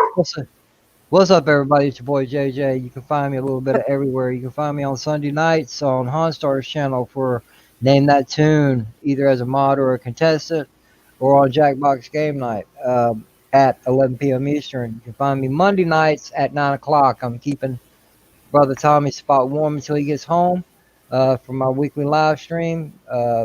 Randomness at its finest, random panel, random topics. Come by, check it out. You might actually like what you hear. Like, share, subscribe, all that fun stuff that goes with it. You can catch me Tuesday night on Bigger Ford Entertainment and Chaos Central with my guy with my friends Onzo from Bigger Ford Entertainment, Chris Knight, Danny Graham, LDG Pixels, and Mad Mardigan. And did I get everybody? Danny Graham for the Chaos List. And every once in a while, you'll find me Thursday nights over on Chris Knight's the Real Review 3000 channel for the Weekly Rumble, either as a wild card or a contestant, or as I like to say, a combatant. And last but not least, you can find me on Twitter at SithLord3827, where sometimes I tweet, sometimes I retweet, sometimes I don't. It's a lottery. Come check it out. Grab me on, Slasher. Thanks for being here. As usual. I gotta say it at least once tonight. Yeah, always good having you here, man. And Storyman Jack, thank you for coming through in the chat. And well, thanks for inviting me. Go ahead and give your rundown. I'm Storyman Jack. Mostly I post stories. I have few political things on there. I occasionally do what I call the Clowning News Network, where I dress up like a clown and make fun of the news. Yes. Actually, I'm going to do another one next week. But anyway, I mostly put my original stories on there. You can find me on Twitter at Storyman-Jack or George Big Dick Lucas. I'm always, you can probably find me in just about everybody's live stream in the chat.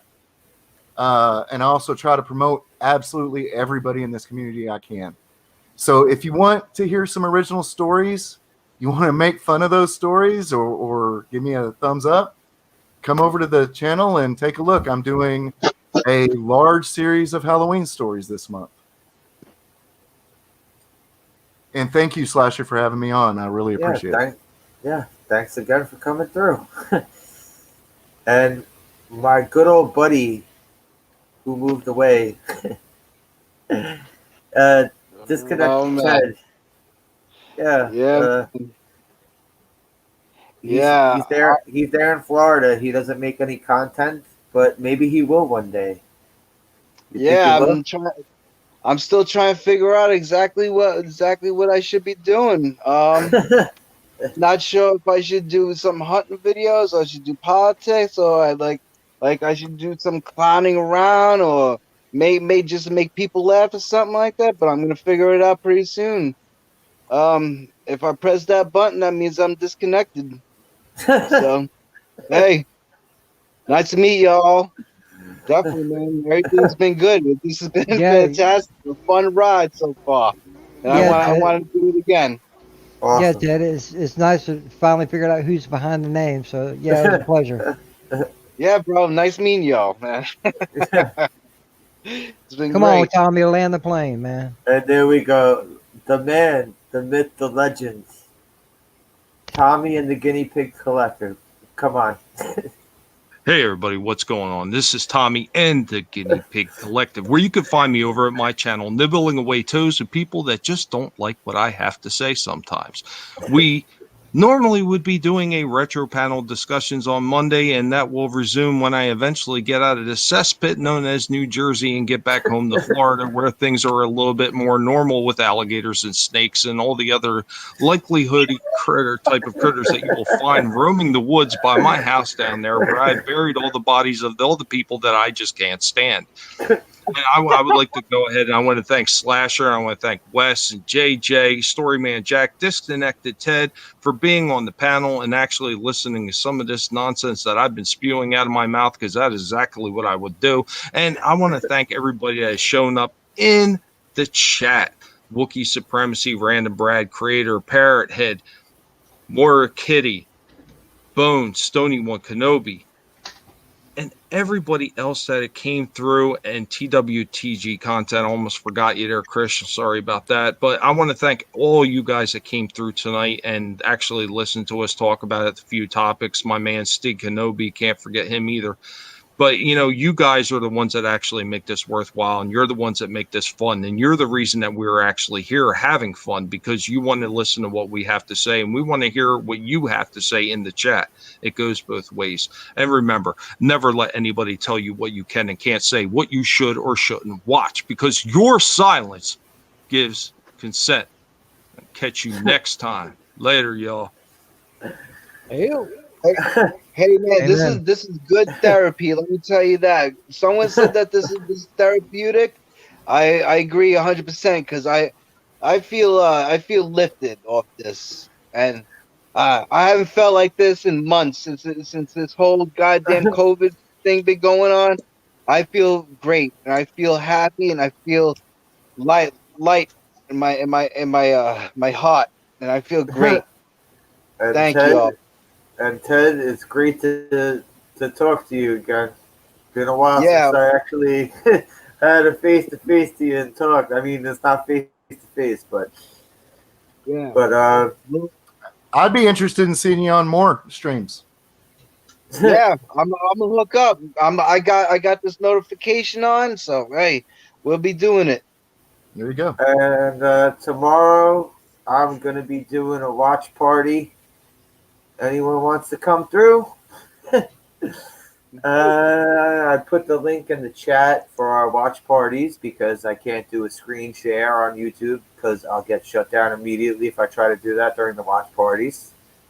But anyone wants to come through and watch a movie? And I'll definitely be there. cool. So everyone in chat, everyone on the panel, bless you all. And Tommy, I'll be seeing you soon. Yeah, man. We need more right. enema commercials. I All can't right. wait to get started on them again. Have a good night, everybody. Have a good night. Good night. That's